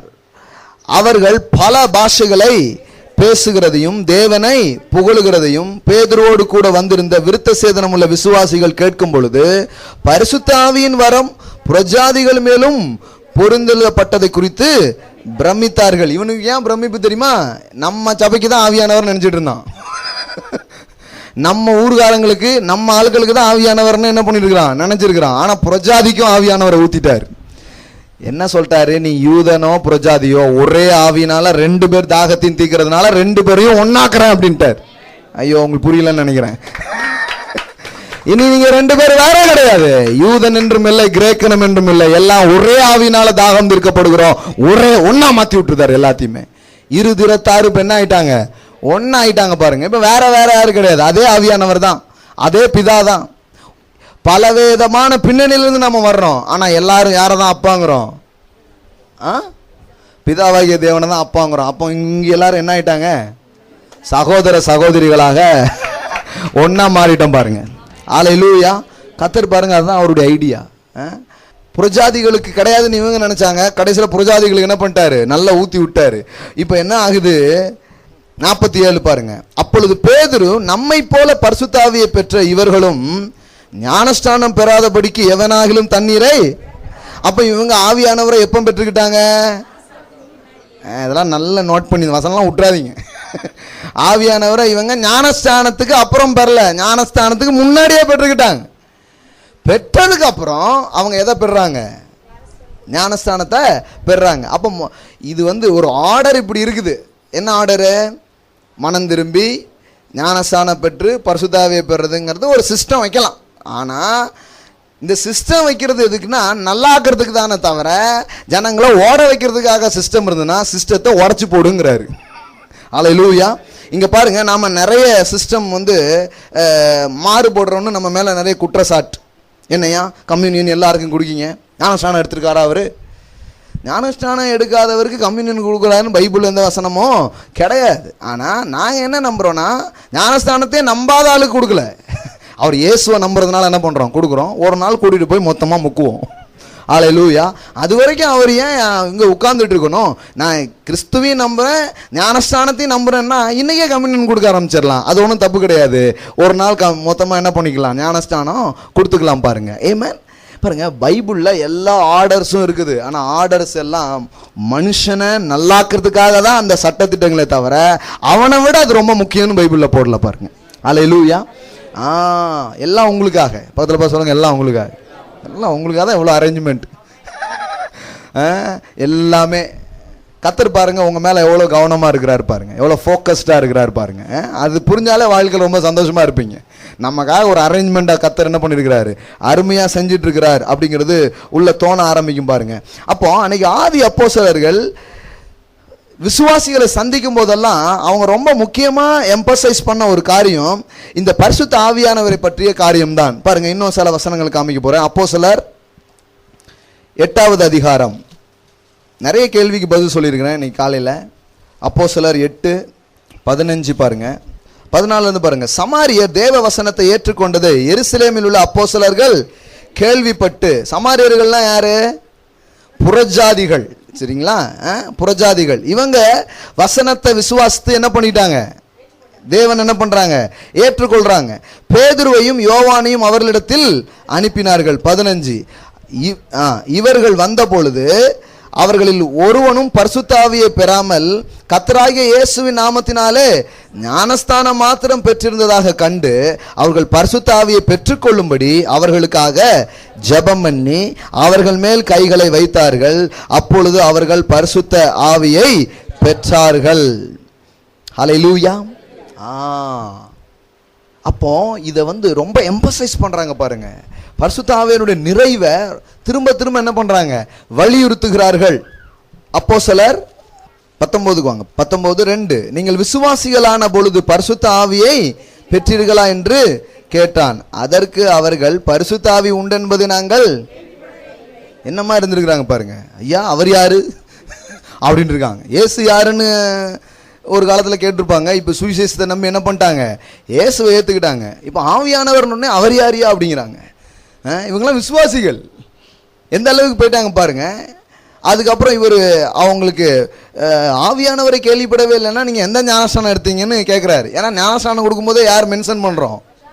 பிதா, குமாரன், அப்போ 3 பேர் மென்ஷன் பண்ணிடுறோம். அப்போ இவங்க வேற மாதிரி ஞானஸ்தானம் என்ன பண்ணியிருக்கிறாங்க? எடுத்திருக்காங்க. அதுக்கப்புறம் தான் இவங்க என்ன பண்ணுறாரு? கரெக்ட் பண்ணி அதை சொல்கிறாரு. அதுக்கப்புறம் இவங்க என்ன பண்ணுறாங்கன்னா பரிசுத்த ஆவியை பெற்றுக்கொள்கிறார்கள். 6வது வசனம். அல்லாமலும் பவுல் அவர்கள் மேல் கைகளை வைத்த பொழுது பரிசுத்த ஆவி அவர்கள் மேல் வந்தார். அப்பொழுது அவர்கள் அந்நிய பாஷைகளை பேசி தீர்க்க தரிசனம் சொன்னார்கள். அப்போ இது இந்த ஆவியானவருடைய நிறைவு, இந்த ஆவியானவரை பெற்றுக்கொள்றதுங்கிறது வேதத்தில் இருக்கக்கூடிய ஒரு அற்புதமான சத்தியம். அதுக்கு தான் ஏன் இவ்வளோ நேரம் நான் இவ்வளோ வசனத்தை எடுத்து ஏன் காமிக்க வேண்டியது அவசியமாக இருக்குதுன்னா, இது ஏதோ ஒரு சாதாரணமான காரியம், எல்லாருக்கும் கிடைக்காது, சிலருக்கு கொடுப்பார் சிலருக்கு கொடுக்க மாட்டார் அப்படின்ட்டுலாம் போயிடுறாங்க நிறைய பேர். அப்படி கிடையாதுங்க. இயேசுவை விசுவாசிக்கிற ஒவ்வொரு விசுவாசிக்கும் இந்த ஆவியின் நிறைவு அவசியம். அவரை அந்த நிறைவில் இருந்து கொண்டுதான் இந்த வாழ்க்கையை நாம் வெற்றிகரமாய் வாழ முடியும் என்பது வேதம் பேசுகிற மறுக்க முடியாத சத்தியங்களாக அது இருக்கிறது. அல்லேலூயா. இந்த ஆவியானவர் உங்களுக்குள்ள வரும் பொழுது உங்கள் வாழ்க்கையின் பயணங்கள், உங்கள் வாழ்க்கையின் காரியங்கள் ஒவ்வொன்றையும் அவர் என்ன பண்றாரு, மாற்றி அமைக்கிறார். ரொம்ப வித்தியாசமா உங்கள் வாழ்க்கை மாற ஆரம்பிக்குது பாருங்க. ஊழியம் எடுத்துக்கோங்களேன். ஆண்டவருக்காக செய்யணும்னு நிறைய பேருக்கு ஆசை, கர்த்தருக்காக நிறைய காரியங்களை செய்யணும்னு ஆசை, ஆனால் செய்ய முடியல. ஏன் முடியல அப்படின்னா, இந்த ஆவியானுடைய நிறைவை அவர்கள் அனுபவியாதனால நிறைய நேரத்தில் என்ன பண்ண முடிய மாட்டுக்கு, செய்ய முடிய மாட்டுக்கு. அதனால தான் ஆண்டவர் சொன்னார், நான் போகிறேன், நான் போய் அவர் என்ன பண்ணுவேன், அனுப்புவேன், அவர் வந்து உங்களை நிரப்புவார். அப்போ என்ன ஆயிடுவீங்கன்னா, நீங்கள் எனக்கு உலகம் ஃபுல்லாக சாட்சியாக இருப்பீங்க அப்படின்னாரு. அல்லேலூயா. அன்னைக்கு கூட எடுத்து பேசணும். எருசலேம் சமாரியா, எருசலேம் யூதாயா சமாரியா உலகத்தின் கடை மட்டும் எப்படி ஆவியானவர் ஒரு மனுஷனை சாட்சியா கொண்டு போய் நிறுத்துகிறார் அப்படிங்கிறதெல்லாம் என்ன பண்ணோம், பார்த்தோம். அப்போ ஆவியானவருடைய நிறைவு இருக்கும்போது தான் தேவனுக்கென்று செயல்படுகிற காரியங்களில் கூட நம்ம என்ன பண்ண முடியும், முன்னேறி செல்ல முடியும். இப்போ இந்த பரிசுத்த ஆவியானவருடைய நிறைவுக்கு அடையாளமாக சொல்லப்பட்டிருக்கிற இன்னொரு காரியம்தான் அந்நிய பாஷை. எல்லாம் சொல்லுங்க, அந்நிய பாஷை. இப்போ பரிசுத்த ஆவியானவர் உங்களை நிரப்புகிறார், அவருடைய நிறைவை நான் பெற்றுக்கொண்டிருக்கிறேன் அப்படிங்கிறதுக்கு ஒரு அடையாளம் இருக்குது. அந்த அடையாளம் தான் என்னது, ஸ்பீக்கிங் டங்ஸ், அந்நிய பாஷைகளை பேசும் வரம் என்கிற ஒன்றை அவர் என்ன பண்றாரு, தருகிறார். இயேசுவே சொல்லிட்டாரு, விசுவாசிக்கிறவர்களால் நடக்கும். அவங்க என்ன பண்ணுவாங்க, நவமான பாஷைகளை பேசுவார்கள். அப்போ அதுக்கு ஒரு அடையாளம் இருக்குது. இப்போ பாருங்களேன், சில சொல்லுவாங்க அதெல்லாம் ஆவியானவர் நான் பெற்றுட்டீங்க, உள்ளத்தில் இருக்கிறார் ஆவியானவர் அடிமாங்க. இல்லை இல்லை இல்லை, இருதயத்தின் நிறைவினால் வாய் பேசும். இருதயத்தில் ஆவியின் நிறைவு வந்துச்சுன்னா வாயில் என்ன வரும், தன்னால் வர ஆரம்பிக்கும். ஹல்லேலூயா. ஆவியானவர் உங்களை ஃபில் பண்ணும்போது அவர் உங்களை இன்ஸ்பயர் பண்ணுவார், ஒரு புதிய பாஷைகளை உங்களுக்கு தருவார். வாயை திறந்து என்ன பண்ண ஆரம்பிக்கணும், பேச ஆரம்பிக்க வேண்டும். ஹல்லேலூயா. எல்லோரும் பேச முடியுமா? எல்லோருக்கும் பேசும் இந்த கிருபைகள் உண்டா? உண்டா? சிலருக்கு தான் உண்டா, எல்லாருக்கும் உண்டா? எல்லாருக்கும் உண்டு. எப்படி சொல்றீங்க? ஒன்று இயேசு சொல்லிட்டாரு, என்ன சொன்னாரு, விசுவாசிக்கிறவர்கள் நடக்க அடையாளம் என்ன பண்ணுவாங்க, அந்நிய பாஷைகள் அவங்க என்ன பண்ணுவாங்க, பேசுவாங்க. ஒரு காலத்தில் பாருங்க, இந்த அந்நிய பாஷை பேசுகிறாள்னா இப்போ அந்நிய பாஷெல்லாம் பேசுகிறாரு, அவருக்கு தான் யாரோ ஒருத்தருக்கு ஸ்பெஷலாக கொடுத்துருக்காரு அப்படின்னு தான் நினச்சிடுவாங்க. இல்லை இல்லை இல்லை, ஒவ்வொருத்தருக்கும் கொடுக்குறாரு. அல்லேலூயா. விசுவாசிக்கிற ஒவ்வொருத்தருக்கும் என்ன பண்ணுறாரு, தரார். எல்லாரும் அந்த அந்த ஆவியின் நிறைவு என்ன பண்ண முடியும், பெற்றுக்கொள்ள முடியும். பாருங்க, சிலர் என்ன சொல்கிறாங்கன்னா, ஐயா எல்லாரும் பேச முடியாது அப்படிங்கிறத சொல்கிறாங்க. இல்லை, அப்படி சொல்லலை. பேச முடியுங்கிறதுக்கு ஒரு வசனம் காமிச்சாச்சு. என்ன வசனம்? விசுவாசிக்கிறால் நடக்கும் அடையாளங்கள் ஆவன. இன்னொன்று வசனம் காமிக்கிறோம் பாருங்க, கொரிந்தியர் 14வது அதிகாரம், 1 கொரிந்தியர் 14. எல்லாரும் பேச முடியுங்களா? எல்லாருக்கும் இது தராரா? ஏன்னா நிறைய பேர் என்ன சொல்லியிருக்காங்க, நான் ஆவியானவரை பெற்றிருக்கேங்க, ஆனால் அந்நிய பாஷை எனக்கு அவர் என்ன பண்ணவே இல்லை, தரவே இல்லை, எனக்கு அந்த அந்த அந்நிய பாஷை இன்னும் அந்நியமாகவே இருக்குது அப்படிங்காங்க. இல்லை இல்லை, அதை சொந்தமாக்கிக்கலாம், அந்நியமாக இருக்க வேண்டிய அவசியம் இல்லை. பாருங்க, 1 கொரிந்தியர் 14வது அதிகாரம் 5 பாருங்க, நீங்கள் எல்லோரும் அந்நிய பாஷைகளை பேசும்படி. நீ யோசித்து பாருங்க, எல்லாரும் பேச முடியாதுன்னா பவுல் வந்து ஏன் இப்படி எழுதணும்? நீங்கள் எல்லாரும் என்ன பேசணும் விரும்புகிறேன் பாருங்களேன். நீங்கள் கருத்தாக பேசுகிறீங்க, அதில் எனக்கு ரொம்ப சந்தோஷம். ஆனால் அந்நிய பாஷையில் நீங்கள் பேசணும்னு என்ன பண்ணுறேன், விரும்புகிறேன் அப்படிங்கிறார். அப்போ எல்லாரும் பேசுவதற்கு சாத்தியமே இல்லை அப்படின்னா எல்லாரும் பேசும்படி விரும்புகிறேன் என்ன பண்ண முடியாது, சொல்லவே முடியாது. பாருங்க, அப்போ பவுலுடைய வார்த்தைகள் நீங்கள் கவனிச்சு பார்த்தா கூட அவர் சொல்றாரு, நீங்கள் எல்லாரும் அந்நிய பாஷைகளை பேசும்படி விரும்புகிறேன். வேதத்தில் அப்போஸ்தலர் நடபடிகளில் 4 இடங்களில் பரிசுத்த ஆவியானுடைய நிறைவை பெற்றதை பற்றி நாம் படிக்கிறோம். 4 இடத்துல படிக்கிறோம். அந்த 4 இடத்துலையும் அந்த 4ல் 3 இடத்துல பரிசுத்த ஆவியை பெற்ற பொழுது அவர்கள் அந்நிய பாஷையில் பேசினார்கள் அப்படிங்கிறது வெளியரங்கமாக என்ன பண்ணப்பட்டிருக்கிறது, சொல்லப்பட்டிருக்கிறது. அப்போஸ்தலர் 2ல் இப்போ நாம் வாசித்த 19 மற்றும் 10வது அதிகாரம், எல்லா அதிகாரத்திலையும் எப்பொழுதெல்லாம் பரிசுத்த ஆவியின் நிறைவை அவர்கள் பெற்றார்களோ அப்பெல்லாம் அவங்க என்ன பேசியிருக்கிறாங்க, அந்நிய பாஷைகளிலே அவர்கள் பேசினார்கள் என்று எழுதப்பட்டிருக்கிறது. சரி, இப்போ தான் இது வரைக்கும் நம்ம வந்திருக்கிறோம்னு நினைக்கிறேன். அப்போ பரிசுத்த ஆவியின் நிறைவை நீங்கள் பெற்று அந்நிய பாஷையில் நீங்கள் என்ன பண்ண முடியும்? பேச முடியும். ஆவியானவருடைய நிறைவு உங்களுக்குள்ள வரும் பொழுது இருதயத்தின் நிறைவினால் வாய் என்ன பண்ண ஆரம்பிக்கும்? பேச ஆரம்பிக்கும். புது பாஷைகளை தருவார். நாவ் அப்படியே கொளறது மாதிரி இருக்கும். கொளறதுன்னு விட்டுறக்கூடாது, அப்படியே பேசணும். அப்போ என்ன ஆக ஆரம்பிக்கும்? ஒரு நியூ லாங்குவேஜா அது ஃபார்ம் ஆக ஆரம்பிக்கும். ஏன் இந்த அந்நிய பாஷைகளின் வரத்தை தராருன்னா, போன செமினாரில் பேசின எல்லா மெசேஜையும் திருப்பி என்ன பண்ணுங்க, கேளுங்க. ஏன்னா அதில் தான் குறிப்பாக பேசியிருக்கிறோம். இந்த அந்நிய பாஷையின் ஆசீர்வாதங்கள் என்ன, இதை பேசுறதுனால என்ன நடக்குதுங்கிறதுலாம் அன்னைக்கு என்ன பண்ணோம், கவர் பண்ணோம். குறிப்பாக ஒன்று சொல்கிறேன் பாருங்க. இயேசு சொன்னார், என்னை விசுவாசிக்கிறவன் உள்ளத்திலிருந்து ஜீவ தண்ணீர் உள்ள நதிகள் புறப்பட்டு போகும். எல்லாம் சொல்லுங்க, உள்ளத்திலிருந்து. உள்ளம்னா என்ன சொன்னேன் நான்? உள்ளம் கிடையாது, என்ன போட்டிருக்குது? வயிறு. Is out of your belly. எல்லாம் சொல்லுங்க, கையில் கை வச்சு சொல்லுங்க. என் வயிற்றிலிருந்து புறப்பட்டு போகும். நதி எங்க வைக்கிறாரு? இங்க வைக்கிறார். இங்க இருந்து என்ன ஆகும்?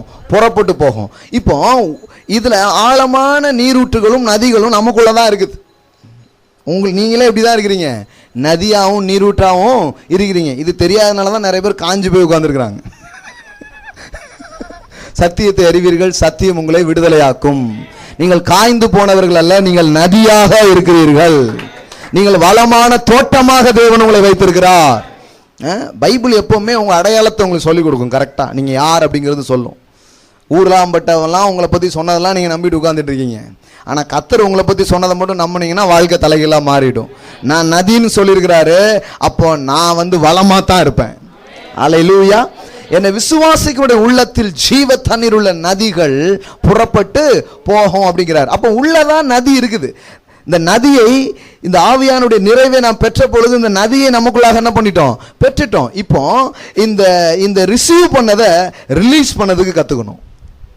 ஹவு டு ரிசீவ் அது பேசி இருக்கிறோம். இப்போ ஹவு டு ரிலீஸ் இது வெரி இம்பார்ட்டன்ட் பாருங்க.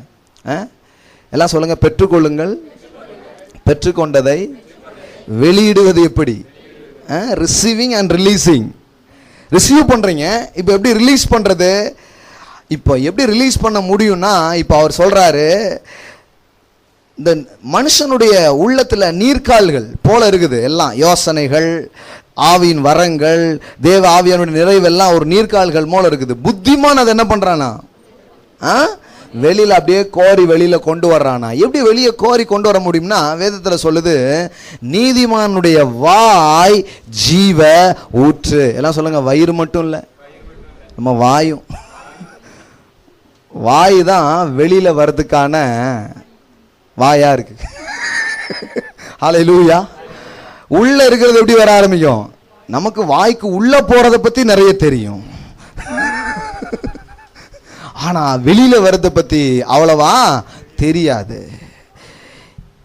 இது அதை பற்றிய போதனை. வெறும் உள்ள போறது இல்ல, வெளியில போறது. இயேசு இதை ரெண்டு விதமா சொன்னாரு. நல்ல மனுஷன் தன் இருதயமாகிய பொக்கிஷ சாலையிலிருந்து நல்லதை என்ன பண்றானா? எப்படி நல்லதை எடுத்து காட்டுறான்? வாய் வழியா தான் எடுத்து காட்டுறான்.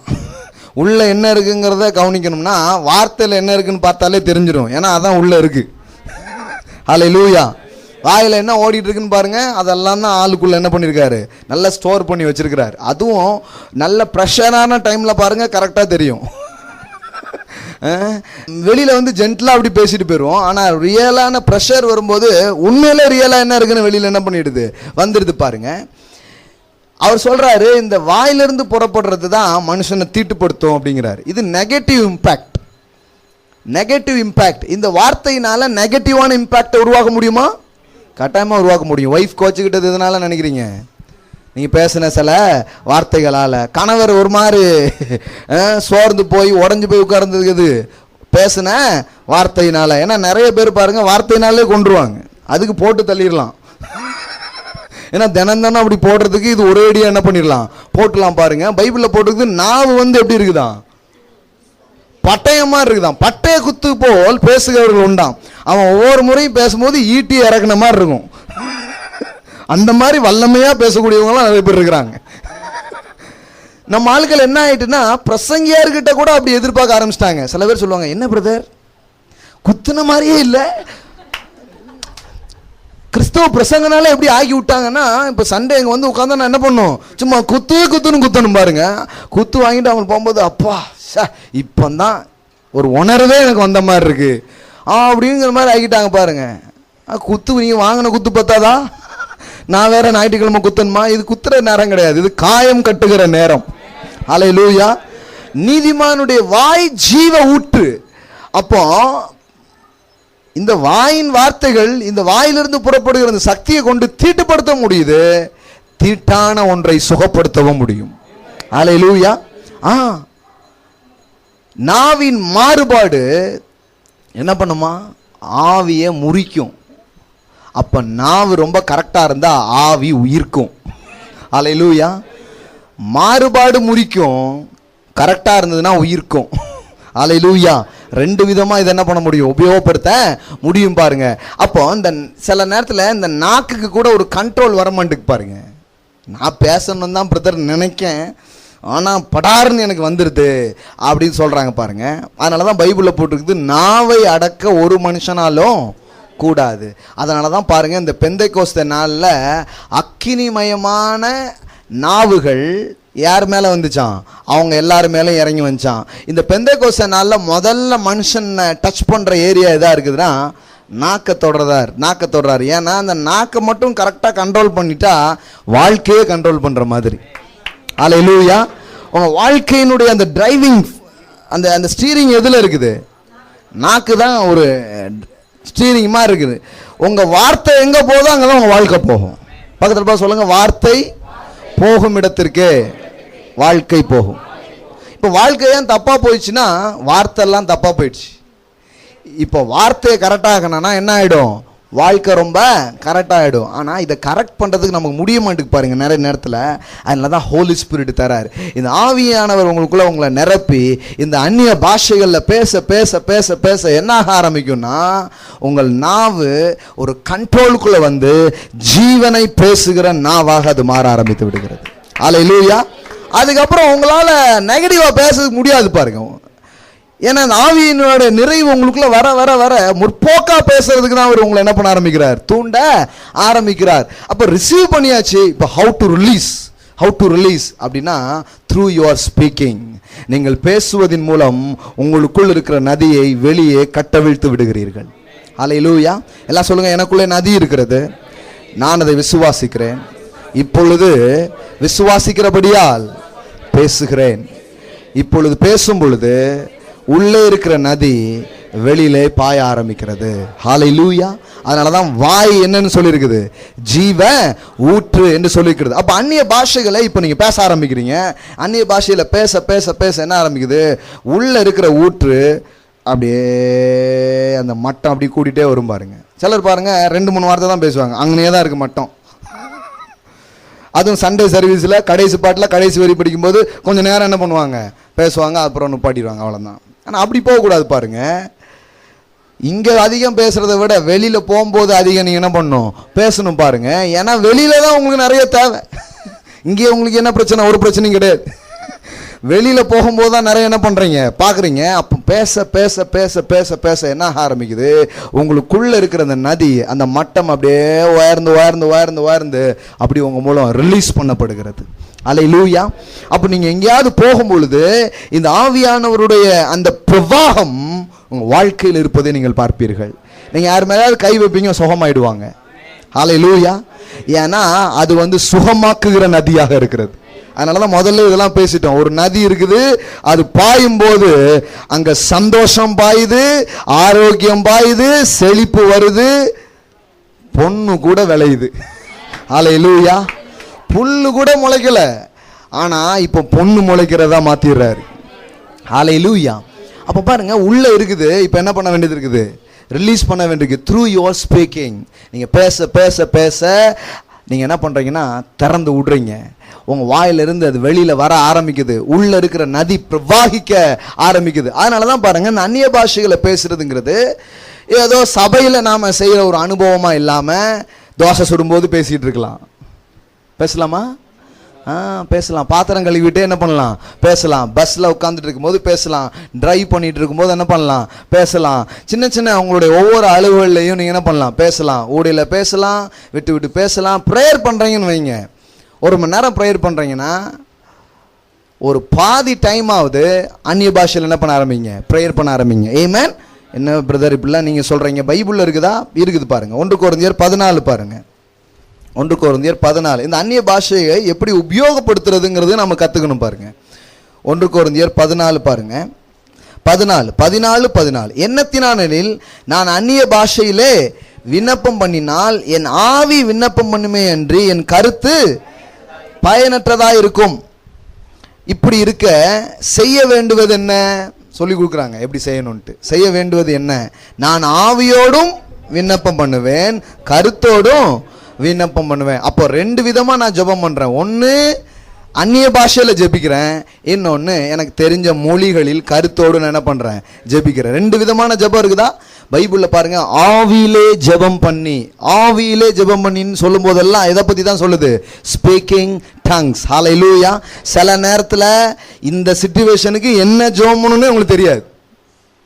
பைபிளில் நிறைய நேரத்தில் வார்த்தைகளை உபயோகப்படுத்தி நாம் ஜெபிப்பதை பற்றி வேதத்தில் நிறைய என்ன பண்ணிருக்கு, நமக்கு சொல்லி கொடுத்துருக்கு. ஆனால் சில சிச்சுவேஷனில் நாம் வரும்பொழுது என்ன வார்த்தையை இதுக்கு போட்டு ஜெபிக்கணும்னு எனக்கு தெரிலங்க. அந்த மாதிரி என்னைக்காவது ஆயிருக்கா உங்களுக்கு?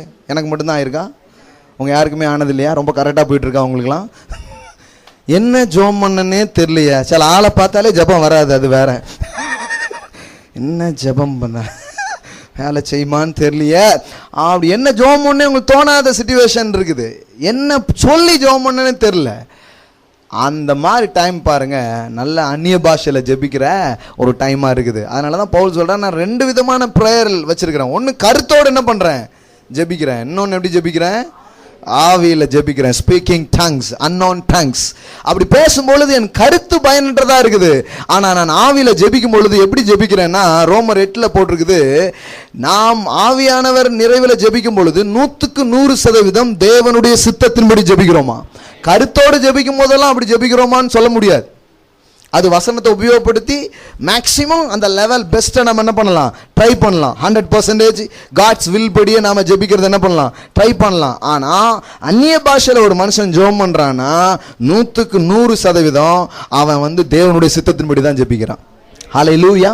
100%. அப்போ 100% ஒருத்தன் கடவுளுடைய சித்தத்தின்படி தான் ஜெபிக்கிறான்னா 100% ரிசல்ட்டு, 100% ரிசல்ட்டு. ஹல்லேலூயா. அப்ப ஸ்பீக்கிங் டங்ஸ்ங்கிறது சாதாரணமான காரியம் இல்ல பாருங்க. உங்க ஜெப வேலையில அதை உபயோகப்படுத்துங்க. வெறும் ஜெப வேலையில பாருங்க நிறைய பேர் யூஸ் பண்றதே கிடையாது. நீங்க தான் யூஸ் பண்ணணும், நீங்க தான் பேசணும். எனக்கு வர மாட்டேங்க பிரதர், உங்களுக்குள்ள தான் இருக்குது. வாயை திறந்து என்ன பண்ணணும், பேச பேச பேச பேச என்ன பண்ண ஆரம்பிக்கும், வர ஆரம்பிக்கும். இந்த அந்நிய பாஷை பேசுறதுக்கு உங்களை பிசாசு அவ்வளோ விட மாட்டான் பாருங்க. அவன் சொல்லுவான், நீ வளர்ற, நீ நான் பேசுகிற, 1000 பொய்யை உங்கள் மனதில் கொண்டு வந்து என்ன பண்ணுவான், போடுவான். ஏன்னா அவனுக்கு என்ன தெரியும்னா, நீங்கள் 100% சக்ஸஸ் ஆகிடுவீங்களே, லாஜிக்காக இல்லையே, புரியவே மாட்டுக்க அப்படி இப்படின்ட்டு நிறைய காரியங்கள் இதாகும். ஆனால் நீங்கள் பாருங்கள், அப்படி பண்ண ஆரம்பிக்கும் போது அதுவரை பார்க்காத பல ரிசல்ட்டை உங்கள் வாழ்க்கையில் நீங்கள் பார்க்க ஆரம்பிப்பீர்கள். ஹல்லேலூயா. ஏன்னா நீங்கள் அந்நிய பாஷையில் ஜெபம் பண்ணும் பொழுது ரொம்ப அக்யூரேட்டாக, ரொம்ப குறிப்பாக என்ன காரியங்களுக்கு ஜெபம் பண்ணுமோ அது கரெக்டாக ஜெபம் பண்ண ஆரம்பிச்சிருவீங்க. சில நேரத்தில் பாருங்கள், கருத்தாக ஜெபம் பண்ணுற ஆட்கள் பாருங்கள், ஆண்டவரே சில சாப்பாட்டு முன்னாடி நின்று ஜெபம் பண்ணுவாங்க பாருங்கள். ஆண்டவரே ஆந்திராவுக்காக ஜெபிக்கிறோம், காஷ்மீருக்காக, வயிறு பசி தாங்காது பாருங்கள். ஐயோ இனிமே மகாராஷ்டிராவை போயிட்டு இவர் சுற்றி வர்றதுக்குள்ளே மத்தியானம் 4 மணி ஆயிருமே எசப்பா அப்படின்ற மாதிரி இருக்கும். இப்போ சாப்பாட்டை முன்னாடி வச்சுக்கிட்டு 4 மணி நேரம் ப்ரேயரா, ஒரு பாயிண்ட் ஒரு கரெக்டாக வராது பாருங்க. ஒன்றும் இது பண்ணுவாங்க. சிலருக்கு ஜெபம்னாலே பாருங்க அப்படியே ரவுண்ட் அடிச்சுட்டு வருவாங்க. ஒருத்தருக்கு ஒரு வயசான ஆளுக்கு போய் ஒருத்தர் ஜோம் பண்ணியிருக்கிறார். கடைசியில் ஜோம் பண்ணி முடித்த பிறகு ஆள் போயிட்டார். அவர் கேட்டார், நீங்கள் எப்போ அவர் போனாருன்ட்டு. அது ஒன்றும் இல்லை, நீங்கள் மகாராஷ்டிரா பட்டணத்துக்கு ஜோம் பண்ணும்போதே அவர் போயிட்டார் அப்படின்னு. வந்திருக்கிறோமே, என்ன பாயிண்ட்ஸு, என்ன இது, அதுக்கு நிறைய நேரம் பண்ணவே மாட்டோம். இன்னும் சிலர் இருக்கிறாங்க, பக்கத்தில் உள்ளவங்கள தாக்கிட்டு இருப்பாங்க ப்ரேயர் பண்ணும்பொழுது. அந்த சகோதரி, ஆண்டவரே ஞானத்தை கொடுமா ஆண்டவரே அப்படிம்பாங்க. ப்ரேயரில் தாக்குதல் பாருங்க பயங்கரமாக நடத்துவாங்க நான் ஆட்கள். இது எல்லாத்துலேருந்தும் தப்பிக்கிறதுக்கான பெஸ்ட் வே என்னன்னா ஸ்பீக்கிங் டங்ஸ் தான். அல்லேலூயா. இந்த கொலைப்பொடி எல்லாம் அது மாற்றிடும் பாருங்க. ரொம்ப குறன்னு இருக்கிற ஆட்கள் அது பார்த்தா நீங்கள் 10 பேர் சேர்ந்து அந்நிய பாஷையில் ஜோம் பண்ணுங்கன்னு. எதுக்கு ஜோம் பண்ணி இது பண்ண, நீங்கள் பேச பேச ஒரு மனம் வந்துடும் பாருங்க. கடைசியில் பார்த்தா நீங்கள் யாரை திட்டுறீங்களோ அந்த ஆளுக்காகவே நீங்கள் அந்நிய பாஷையில் ஜோம் பண்ணிட்டு இருப்பீங்க. சுயநலம் இல்லாத ஒரே ஜெபம் அந்நிய பாஷையில் பண்ணுறது தான். அல்லேலூயா. உங்களுக்கு பிடிக்காத ஆளுக்காக கூட ஜோம் பண்ணுவீங்க. உங்களுக்கு கருத்தோடு இங்கே ஜோம் பண்ணீங்கன்னா வராது அது. அவன் நினைச்சதை நினைக்கும் போது ஜெபம் வரமாட்டுக்கு, ஆவியானவரே வரமாட்டுக்கு, வராது. அதனால டங்ஸில் ப்ரேயர் பண்ண ஆரம்பிச்சிருங்க. அவர் என்ன பண்ணுவாருன்னா ரொம்ப கரெக்டாக உபயோகப்படுத்தி என்ன பண்ணுவார், கரெக்டாக ஜோம் பண்ணுவார் பாருங்க. அவ்வளோ பிளெஸ்ஸிங்ஸ் இருக்கு பாருங்க இதில். பவுலே சொல்றாரு, நான் கருத்தோடும் ஜோம் பண்ணுறேன். எப்படி ஜோம் பண்ணுறேன்? ஆவியோடும் ஜெபம் பண்ணுறேன். அப்புறம் சொல்றாரு, நான் கருத்தோடும் பாடுவேன், ஆவியோடும். அப்ப அந்நிய பாஷையில பாட்டு கூட பாடலாம். ஹல்லேலூயா. சிங் இன் தி ஸ்பிரிட். அந்நிய பாஷையில பாட்டு பாடலாம். முதல்ல என்ன பண்ணுங்க, உங்களுக்கு தெரிஞ்ச ரீம்ஸ் ஏதாவது இருக்கும்ல, ஏதாவது பாட்டிலுடைய வரிகள் அந்த மாதிரி எடுத்து நீங்க அந்நிய பாஷையில பேச ஆரம்பிங்க. அப்படியே பேச ஆரம்பிச்சிங்கன்னா புதுசு புதுசு புதுசு புதுசாக என்ன பண்ண ஆரம்பிக்கும், உங்களுக்கு ராகங்கள் வரிகள்லாம் உள்ளே இருந்து என்ன பண்ண ஆரம்பிக்கும், வர ஆரம்பிக்கும் பாருங்க. என்னன்னா இந்த ஆவியில் இவ்வளவு நீங்கள் நிறைவுக்குள்ளே வர ஆரம்பிக்கும் பொழுது உங்கள் வாழ்க்கை வெற்றிகரமாக இருக்கும். ஏன்னா இப்போ மனதினால் நீங்கள் ஆட்கொள்ளப்படுகிறீர்கள். இப்போ ஆவியின் நிறைவு உங்களுக்கு வரும் பொழுது ஆவி உங்கள் மனதை ஆள ஆரம்பிக்கும், வாழ்க்கை வெற்றிகரமாக இருக்க ஆரம்பிக்கும். ஏன்னா நிறைய பேருக்கு இந்த மைண்டு பெரிய ப்ராப்ளமாக இருக்குது. மனது ப்ராப்ளம் கிடையாது. மனது சரியாக கையாளப்படாதனால மனசு எப்படி இருக்குது, பிரச்சனைக்குள்ள ஏரியாவாக இருக்குது. இப்படி சொல்கிறாங்க, மனம் ஒரு நல்ல நண்பன், ஒரு மோசமான எஜமான், ஒரு நல்ல வேலைக்காரன், மோசமான எஜமான். உங்கள் கட்டுப்பாட்டில் இருந்ததுன்னா நல்ல வேலைக்காரன், அது கட்டுப்பாட்டில் நீங்கள் இருந்தீங்கன்னா மோசமான எஜமான். இப்போ அதை உங்கள் கட்டுப்பாட்டில் எப்படி கொண்டு வர முடியும்னா ஸ்பீக்கிங் டங்ஸ். இந்த மனது தடுக்கும். நீங்கள் அந்நிய பாஷையில் பேசும்போது வேண்டாம் வேண்டாம் அப்படிங்கும். ஆனால் நீங்கள் பேச பேச பேச பேச மனது உட்கார வேண்டிய இடத்துல உட்கார ஆரம்பிச்சிடும். அல்லேலூயா. கரெக்டாக அவர் உட்காருவார். அதுக்கப்புறம் அவர் இஷ்டத்துக்கு பண்ண மாட்டார். ஏன்னா அவர் இப்போ ஒரு ஆளுகைக்கு என்ன பண்ணிடுறாரு, வந்துடுறாரு. அப்போ அந்நிய பாஷையில் பேசும்போது தேவனுடைய சித்தத்தின்படி ஜெபிக்கிறீங்க, மனதை நீங்கள் கட்டுப்படுத்துறீங்க, இவ்வளோ காரியங்கள் நடக்க ஆரம்பிக்கு பாருங்க. இப்படி நாம் ஜெபம் பண்ணும்போது இப்படி நிறைய காரியங்களுக்காக அந்நிய பாஷையில் நம்ம ஜெபிக்கிறோமா. ஒரு வசனம் காமிக்கிறேன், எபேசியர் காமிச்சு முடிக்கிறோம் பாருங்க. எபேசியர் 6வது அதிகாரம் பாருங்க. எபேசியர் 6:17 வசனம். ரட்சணியம் என்னும் தலைச்சிராவையும் தேவ வசனமாகிய ஆவியின் பட்டயத்தை அன்னைக்கு சொன்னேன் நான். இது தேவ வசனமாகிய ஆவியின் பட்டயம். It's not a word of God, it's a sword of the spirit. இது ஆவியின் பட்டயம். நீங்க அந்நிய பாஷையில பேசும் பொழுது ஒரு பட்டயத்தை யூஸ் பண்றீங்க. என்ன ஆகுது, உங்களுக்கு எதிரான சக்திகளுக்கு நடுவில் நீங்கள் அந்நிய பாஷைகளை பேசும் பொழுது ஒரு பட்டயம் கட் பண்ணி அதை திறக்கிறது மாதிரி உங்களுக்கு எதிரான காரியங்களை வெட்டி வீழ்த்துகிற வேலையை இந்த காரியம் செய்ய ஆரம்பிக்கிறது. அது எங்க போட்டுக்குன்னா ஸ்பிரிச்சுவல் வார்ஃபேர். ஆவிக்குரிய யுத்தத்தில் ஒரு மனுஷனுக்கு எப்படி வெற்றி கிடைக்குன்னு அங்கே சொல்லி கொடுக்குறாரு. எப்படி வெற்றி கிடைக்குதுன்னா ஸ்பீக்கிங் டங்ஸ். ஹல்லேலூயா. இப்போ கவனிங்க 18. எந்த சமயத்திலும் சகலவிதமான வேண்டுதலோடும், இப்ப நிறைய பிரேயர்ஸ் இருக்குது, விண்ணப்பத்தோடும் எப்படி ஜெபம் பண்ணி, கருத்தோட ஆவியா, ஆவியினால் ஜெபம் பண்ணி அதன் பொருட்டு மிகுந்த மன உறுதியோடும் சகல பரிசுத்தவான்களுக்காக பண்ணும் வேண்டுதலோடும். அப்ப நீங்க அந்நிய பாஷையில பேசும் பொழுது நிறைய விசுவாசிகளுக்காக உங்களை அறியாமலே நீங்க என்ன பண்ண ஆரம்பிக்கிறீங்க, ஜெபம் பண்ண ஆரம்பிங்க. நீங்கள் அந்நிய பாஷையில் எனக்காக கூட ஜெபம் பண்ணியிருக்கலாம், நான் உங்களுக்காக கூட என்ன பண்ணியிருக்கலாம், ஜெபம் பண்ணியிருக்கலாம். வேற யாரோ ஒருத்தங்க நமக்காக என்ன பண்ணியிருக்கலாம், ப்ரேயர் பண்ணியிருக்கலாம். ஏன்னா அப்படி பண்ணும்பொழுது அப்படி ஒரு ஜெபத்தை இந்த பூமியில் நம்ம என்ன பண்ண ஆரம்பிக்கிறோம், செய்ய ஆரம்பிக்கிறோம். ஹோலி ஸ்பிரிட் ரொம்ப கரெக்டாக காரியத்தை செய்ய ஆரம்பிக்கிறார் பாருங்க. ஏமேன். 100 இதை போட்டு திறக்க பார்க்குறோம், முடியவே மாட்டுக்கு. ஆனால் ஆவியில் நீங்கள் நிறைஞ்சு ப்ரேயர் பண்ணும்பொழுது கரெக்டான சாவியை போட்டு திறக்கிறதுக்கு அவங்க ஹெல்ப் பண்ணுவார். அதுதான் எனக்கு தெரியவே தெரியலைங்க. நீங்கள் நிறைய நேரத்தில் நம்ம சாதனைக்கு தடையாக இருக்குது ஏற்கனவே தெரிஞ்சது தான். அதனால தான் பார்க்குறாரு, தெரியாத ஒன்றை வச்சு முடிய வைக்க அப்படிங்கிறார். எத்தனை பேருக்கு புரிஞ்சிச்சுன்னு தெரில. அல்லேலூயா. தெரியாதது நமக்கு என்னென்னா நம்ம நினைக்கிறோம், சில நேரத்தில் அறியாமை தான் நம்ம பிரச்சனை அப்படின்னு நம்ம அடிக்கடி சொல்கிறோம். ஆனால் நிறைய நேரத்தில் என்ன ஆகிடுதுன்னா நிறைய அறிஞ்சிருக்கோம் பாருங்கள், அதுவே பிரச்சனையாக இருக்குது. ஏன்னா பைபிள்ல போட்டிருக்குது, அறிவு இருமாப்பை உண்டாக்கும். கரெக்டா யூஸ் பண்ணலன்னா அறிவை, அது என்ன ஆயிடுதுன்னா எங்களுக்கெல்லாம் அது தெரியும், பெருமையில இருப்பாங்க பாருங்க அவங்களாம். அதனால ஆவியானவர் வந்து புதுசாக ஒன்று சொன்னால் அவங்க கேட்கவே மாட்டாங்க. ஏன்னா நாங்கள் ஏற்கனவே சத்தியத்தை அறிஞ்சிருக்கோம், சத்திய ஆவியானவரே அடுத்த விட பாரும் அப்படின்றாங்க. சத்திய ஆவியானவரே அனுப்பிச்சி விட்ருவாங்க, வேணா உங்களுக்கு நான் 2 பாயிண்ட் சொல்கிறேன் அப்படிம்பாங்க. அந்த அளவுக்கு சத்தியத்தை ரொம்ப என்ன பண்ணியாச்சு, தெரிஞ்சாச்சு. ரொம்ப இருமாப்பு. நீங்கள் உண்மையிலே சத்தியத்தை தெரிஞ்சுக்கிட்டீங்கிறதுக்கு அடையாளமே உங்கள்கிட்ட இருக்கிற தாழ்மை தான். நீங்கள் ரொம்ப பெருமையாக இருந்தீங்கன்னா உங்களுக்கு தெரியலன்னு அர்த்தம், தெரியவே இல்லைன்னு அர்த்தம். உங்களுக்கு தெரிஞ்சிச்சுன்னா தான் நீங்கள் தாழ்மையாக இருப்பீங்க. அந்த அளவுக்கு இன்னும் தெரியல பாருங்க. அதனால தான் ரொம்ப ப்ரௌடாக இருக்கிறதுக்கான காரணமாக இருக்குது பாருங்க. அப்போ ஆவியானவர் பாருங்க நமக்கு தெரியாத ஒரு விஷயத்தை வச்சு முடியாத காரியத்தை செய்கிறார். எல்லாம் சொல்லுங்க, தெரியாததை வைத்து முடியாததை செய்கிறார். அல்லேலூயா. நீங்கள் டங்ஸில் பேசும் பொழுது கரெக்டான சாவி போட்டு திறக்கிறீங்க. அல்லேலூயா. அவ்வளோ நாள் புத்தியை யூஸ் பண்ணிட்டு இருப்பீங்க, ஆனால் இப்போ என்ன ஆகிடுதுன்னா ஹோலி ஸ்பிரிட்டை சார்ந்துக்குப்பீங்க, கரெக்டாக ஜோம் பண்ணுவீங்க, கரெக்டாக நடக்க வேண்டியது நடக்க ஆரம்பிக்கும். அல்லேலூயா. நிறைய நேரங்களில் நிறைய வீடுகளுக்கு நிறைய பேருக்கு உதவி செய்வதற்கு நிறைய குடும்பங்கள் தனிநபர்கள் எல்லாம் எங்கள் ஆலோசனைக்காக வரும்பொழுதெல்லாம் எனக்கு தெரியும், இப்போ போய் நான் எல்லா புக்கையும் ரெஃபர் பண்ணேன்னா சான்ஸே கிடையாது. ஏன்னா அப்படி பண்ணிட்டு வந்தாலும் பேச முடியாது பாருங்க. ஒரு அரை மணி நேரம் 20 நிமிஷம் நல்ல டங்ஸ் பேசிட்டு வந்து அவங்ககிட்ட உட்காரும் பாருங்க. உட்காரும் பொழுது அந்த ஸ்பிரிட் ஆஃப் விஸ்டம் அங்கே வேலை செய்ய ஆரம்பிக்கும், ஸ்பிரிட் ஆஃப் அண்டர்ஸ்டாண்டிங் இங்கே வேலை செய்ய ஆரம்பிக்கும். துல்லியமாக ரொம்ப அக்யூரேட்டாக அவங்க ப்ராப்ளங்களுக்கான தீர்வை பேசக்கூடிய கிருபைகள் அங்கே வெளிப்பட ஆரம்பிக்கும். அங்கே ஜனங்கள் விடுதலை பெறுவார்கள், பதிலை அவர்கள் பெற்றுக்கொள்கிறார்கள். அல்லேலூயா. அப்படி தான் காரியங்கள் நடக்கும் பாருங்க. இல்லைன்னா சம்மந்தம், அவங்க உட்கார்ந்துருக்கவங்களுக்கு சம்மந்தம் இல்லாத நீங்கள் பேசிகிட்டு இருப்பீங்க.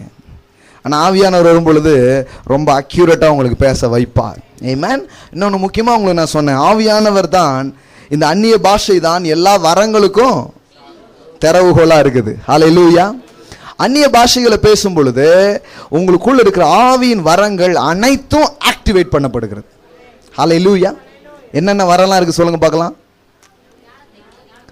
ஞானத்தை போதிக்கும் வரம், அறிவை உணர்த்தும் வசனம், பகுத்தறியும் வசனம், சுகமாக்குகிற வரம், தீர்க்க தரிசன வரம், விசுவாச வரம், அற்புதங்களை செய்யும் சக்தி, வியாக்கியான வரம். பாருங்க 9 கிஃப்ட் இருக்கு.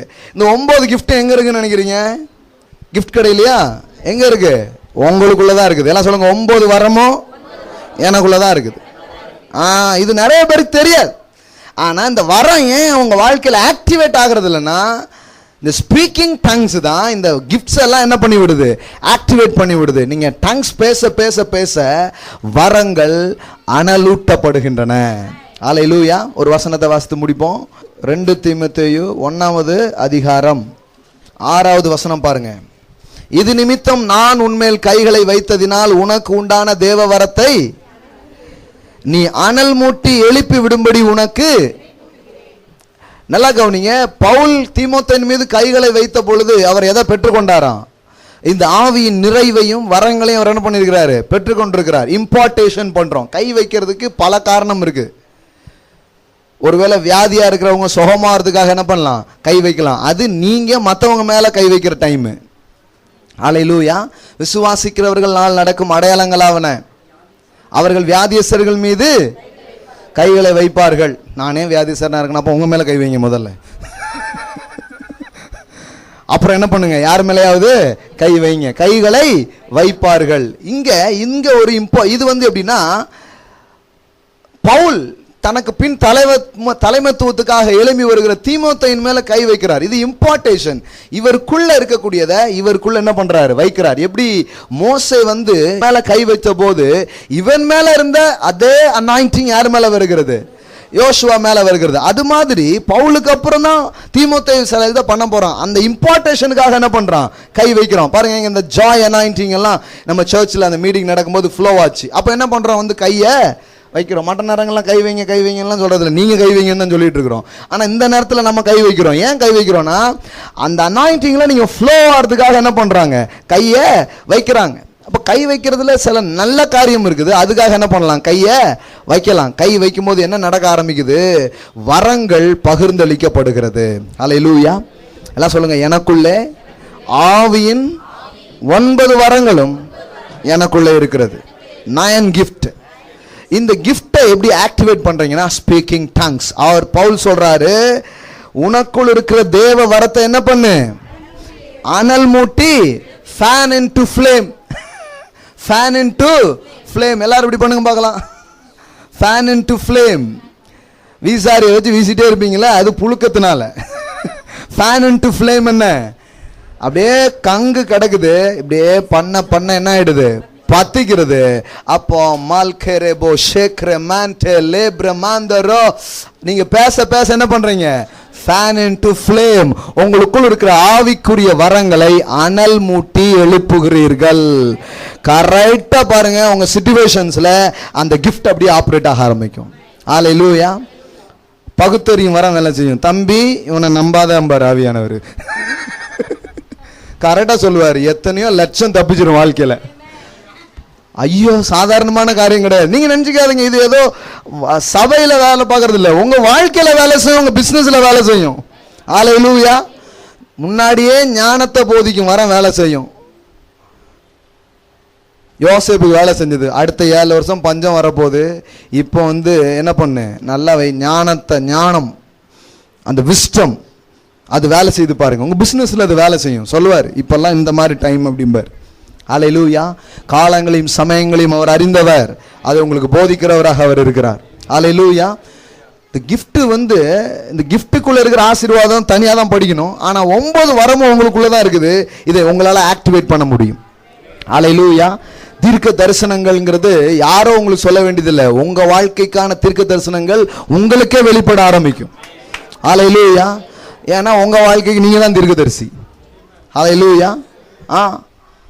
நீங்க மற்றவங்களுக்கு தீர்க்க தரிசனம் சொல்லுவீங்க, ஆனா உங்களுக்கே நீங்க என்ன பண்ண ஆரம்பிப்பீங்க, நிறைய தீர்க்க தரிசனங்கள் உங்களுக்கு வெளிப்பட ஆரம்பிக்கும். மற்றவர்களுடைய வாழ்க்கை குறித்து, மற்றவர்களுக்கு நீங்க செய்ய வேண்டிய காரியங்களை குறித்து எல்லா காரியமும் வெளியே என்ன பண்ண ஆரம்பிக்கும், வர ஆரம்பிக்கும். எல்லாம் சொல்லுங்க, அனல் மூட்டி எழுப்பி விடு. அப்ப உள்ள இருக்கிறத என்ன பண்ணுங்க, எழுப்பி விடுங்க. வந்தா வரட்டும், நடந்தா நடக்கட்டும்னா நடக்காது. நீங்க தான் என்ன பண்ணணும், ஃபேன் இன்டு ஃப்ளேம். ஹல்லேலூயா. நீங்க தான் அனல் ஊட்டணும். ஊட்ட ஊட்ட ஊட்ட கிஃப்ட்ஸ் எல்லாம் வர ஆரம்பிக்கும். ஹல்லேலூயா. அப்புறம் வீட்டுக்காரரு உங்ககிட்ட ஆலோசனை கேட்பாரு. பெண்களுக்கெல்லாம் அந்த ஆசையே இல்லைன்னு நினைக்கிறேன். ஹல்லேலூயா. ஆமென். ரொம்ப கரெக்டாக இருக்குதுமா நீ சொல்றது அப்படி சொல்லுவார். ஆமென். அக்யூரேட்டாக இருக்கும், ரொம்ப கரெக்டாக இருக்கும். ஞானம் உங்ககிட்ட இருந்து என்ன பண்ண ஆரம்பிக்கும், பிரவாகிக்க ஆரம்பிக்கும். எல்லா காரியங்களும் விசுவாசம், வரம், ஒரு காரியத்தை நம்புவதற்கு தேவனே உங்களுக்கு பலன் அளிப்பார். அந்த வேலை முடிகிற வரைக்கும் அந்த ஃபெய்த் உங்களுக்குள்ள இருந்துகிட்டே இருக்க ஆரம்பிக்கும். அது கிஃப்ட் ஆஃப் ஃபெய்த். பாருங்க, வார்த்தையினால் வர்ற விசுவாசம் வேற, வரத்தினால வர்றதுங்கிறது வேற. அது என்னன்னா பர்டிகுலரான ஒரு ஈவெண்ட், ஒரு காரியம் இருக்கு, அது முடிகிற வரைக்கும் யார் என்ன பேசினாலும் நீங்க அவன் நம்பிக்கையை கொள்ள மாட்டீங்க, கரெக்டா இருப்பீங்க, அந்த வேலையை செஞ்சு முடிச்சிருவீங்க. ஹல்லேலூயா.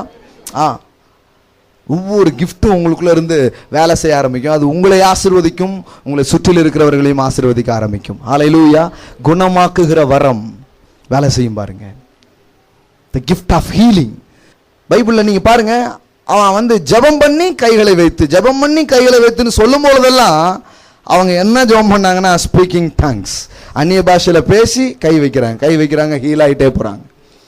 நீங்களும் பாருங்க, யாருக்காவது ஜெபம் பண்ணும்போது அப்படி பண்ணி பாருங்க, அப்படியே ஹீலிங் அந்த ரிவர் ஃப்ளோ ஆக ஆரம்பிக்கும். உங்கள்கிட்ட உங்கள் பிள்ளைங்க உடம்பு சரியில்லைன்னா கை வைங்க, கொஞ்ச நேரம் அப்படி டங்ஸ் பேசுங்க, அப்படியே அந்த ஹீலிங் ரிவர் அவங்க மேலே ஃப்ளோ ஆக ஆரம்பிக்கும். அவங்க அப்படியே சுகமாயிடுவாங்க.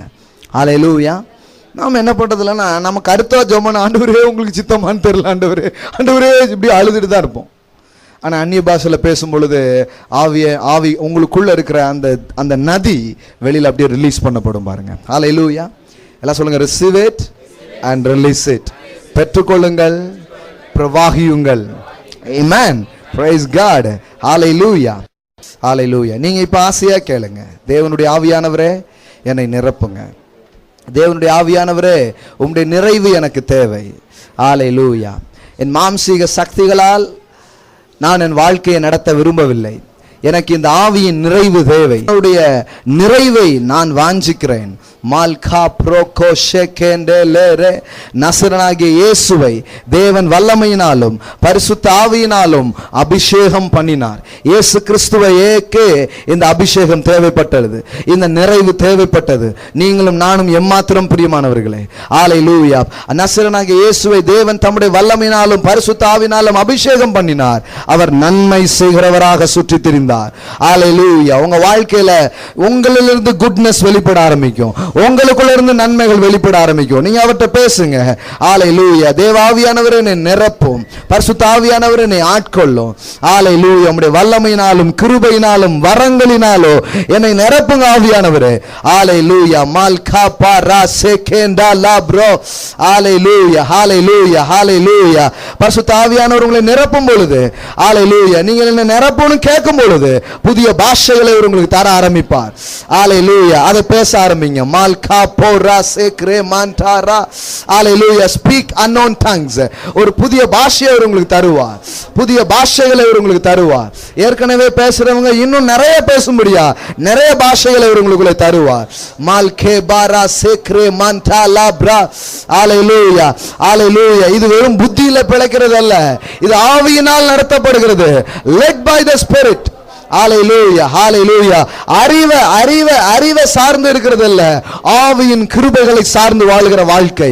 ஹல்லேலூயா. உங்க வாழ்க்கை தேங்கி கிடக்காது. இந்த ஆவியானவர் வந்ததுக்கு அப்புறம் உங்க வாழ்க்கை தேக்க நிலையில் இருக்காது. நீங்கள் பாய்கிற ஆற்றை போல் இருப்பீர்கள், பரவுகிற ஆற்றை போல் நீங்கள் இருப்பீர்கள். உங்களுக்குள்ள இருந்து ஞானமும் கிருபைகளும் ஆற்றல்களும் திறமைகளும் உங்களுக்குள்ள இருந்து பாய்ந்து ஓட ஆரம்பிக்கும்.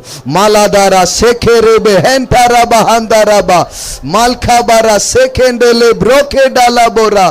Hallelujah. Hallelujah. Hallelujah. Holy Spirit. Hallelujah. உங்களுடைய நிறைவினால் எங்களை நிரப்புங்க. மால்கா பா செகேடலே ப்ரோ. Hallelujah. புதிய பாஷைகளை தருவார்னா பேச ஆரம்பிங்க. Hallelujah. Speak unknown tongues. Speak unknown tongues. New languages. Rahana mazeke rehento lobra. Rantela brokenda labramandaro.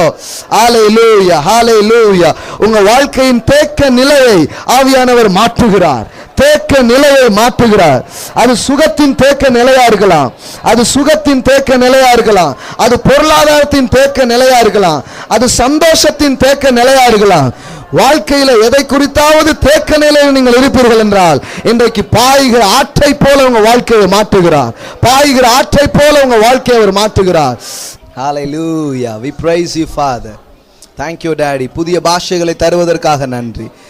ஓ, உம்முடைய கிருபைகளால் உம்முடைய ஜனங்களை நிரப்புவதற்காக நன்றி. உம்முடைய வாழ்க்கை ஆவியின் நிறைவினால் உண்டாகிற ஒரு வாழ்வை அவர்கள் வாழட்டும். led by the spirit. ஹல்லேலூயா. ஆவியினால் நடத்தப்படுகிற வாழ்க்கையை அவர்கள் அனுபவிக்கட்டும் என்று பேசுகிறேன். தேவன் அப்படி செய்வதற்காக நன்றி செலுத்துகிறேன். இயேசுவின் நாமத்தில் பிதாவே. ஆமென். ஆமென். praise God. அந்நிய பாஷைங்கிறது நீங்க எப்போ பேசணுமோ பேசலாம், நீங்க எப்போ நிறுத்தணுமோ அப்போ நிறுத்தலாம். சரிங்களா? நிறைய பேருக்கு தெரியாது, நிறைய பேருக்கு தெரியாது. நீங்கள் பேசணும்னு விரும்பும்போது என்ன பண்ணலாம், பேசலாம். நீங்கள் நிறுத்திக்கணும்னு விரும்பும்போது நிறுத்திக்கலாம். ஒரு பெரிய ஃப்ளோவில் நீங்கள் இருப்பீங்க. ட்ரையாக உங்கள் வாழ்க்கை இருக்காது, உங்கள் வாழ்க்கை அப்படியே பசுமையாக இருக்கும். ஹல்லேலூயா. நதியோரம் நடப்பட்ட மரம் போல் உங்கள் வாழ்க்கை இருக்கும். நீங்கள் பூத்து குலுங்குவீர்கள், காய்த்து கனிதுவீர்கள், நீங்கள் செய்வதெல்லாம் வாய்க்க ஆரம்பிக்கும். ஹல்லேலூயா. அற்புதமான ஒரு வாழ்க்கைங்க இந்த வாழ்க்கை. ஹல்லேலூயா. இதை அனுபவிப்பதற்கு தேவன் உங்களை அழைத்திருக்கிறார். ஹல்லேலூயா. ஹல்லேலூயா. இதை என்ஜாய் பண்றது தான் அவர் உங்களை கூப்பிட்டுருக்கிறார். உங்க வீட்டுக்குள்ள எந்த சொகவீனமும் இருக்க முடியாது, உங்க வீட்டுக்குள்ள எந்த பஞ்சமும் இருக்க முடியாது, உங்க வீட்டுக்குள்ள எந்த குழப்பமும் இருக்க முடியாது, எந்த சமாதானம் இல்லாத சூழ்நிலை இருக்க முடியாது. எல்லாத்தையும் இந்த நதியை அடிச்சுட்டு போகும். ஏன்னா அவர் சொல்றாரு, சமாதானத்தை நதியை போல ஓட வைப்பேன் அப்படின்னு இருக்கிறார். சமாதானங்கிறது ஒரு நதி மாதிரி ஓடும் பாருங்க. உங்க வீட்டுல வந்து 4 பேர் பிடிச்சிட்டு போட்டோம், அந்த அளவுக்கு ஓட பண்ணுவார். ஹல்லேலூயா. ஆனா அந்த நதி உங்களுக்குள்ளதான் இருக்குது. How much you speak it. எவ்வளவு தூரம் நீங்க பேச ஆரம்பிக்கிறீங்களோ, பேச பேச பேச உங்களுக்குள்ள இருந்து அப்படியே ஃப்ளோ ஆக ஆரம்பிக்கும், உங்களுக்குள்ள இருந்து ஓட ஆரம்பிக்கும். ஆமென். இந்த கிருபைகளால் ஒவ்வொரு முறையும் ஆண்டவர் உங்களை நிரப்புவார். ஆமென். கர்த்தர் நம்மை ஆசீர்வதித்திருக்கிறார். ஆமென்.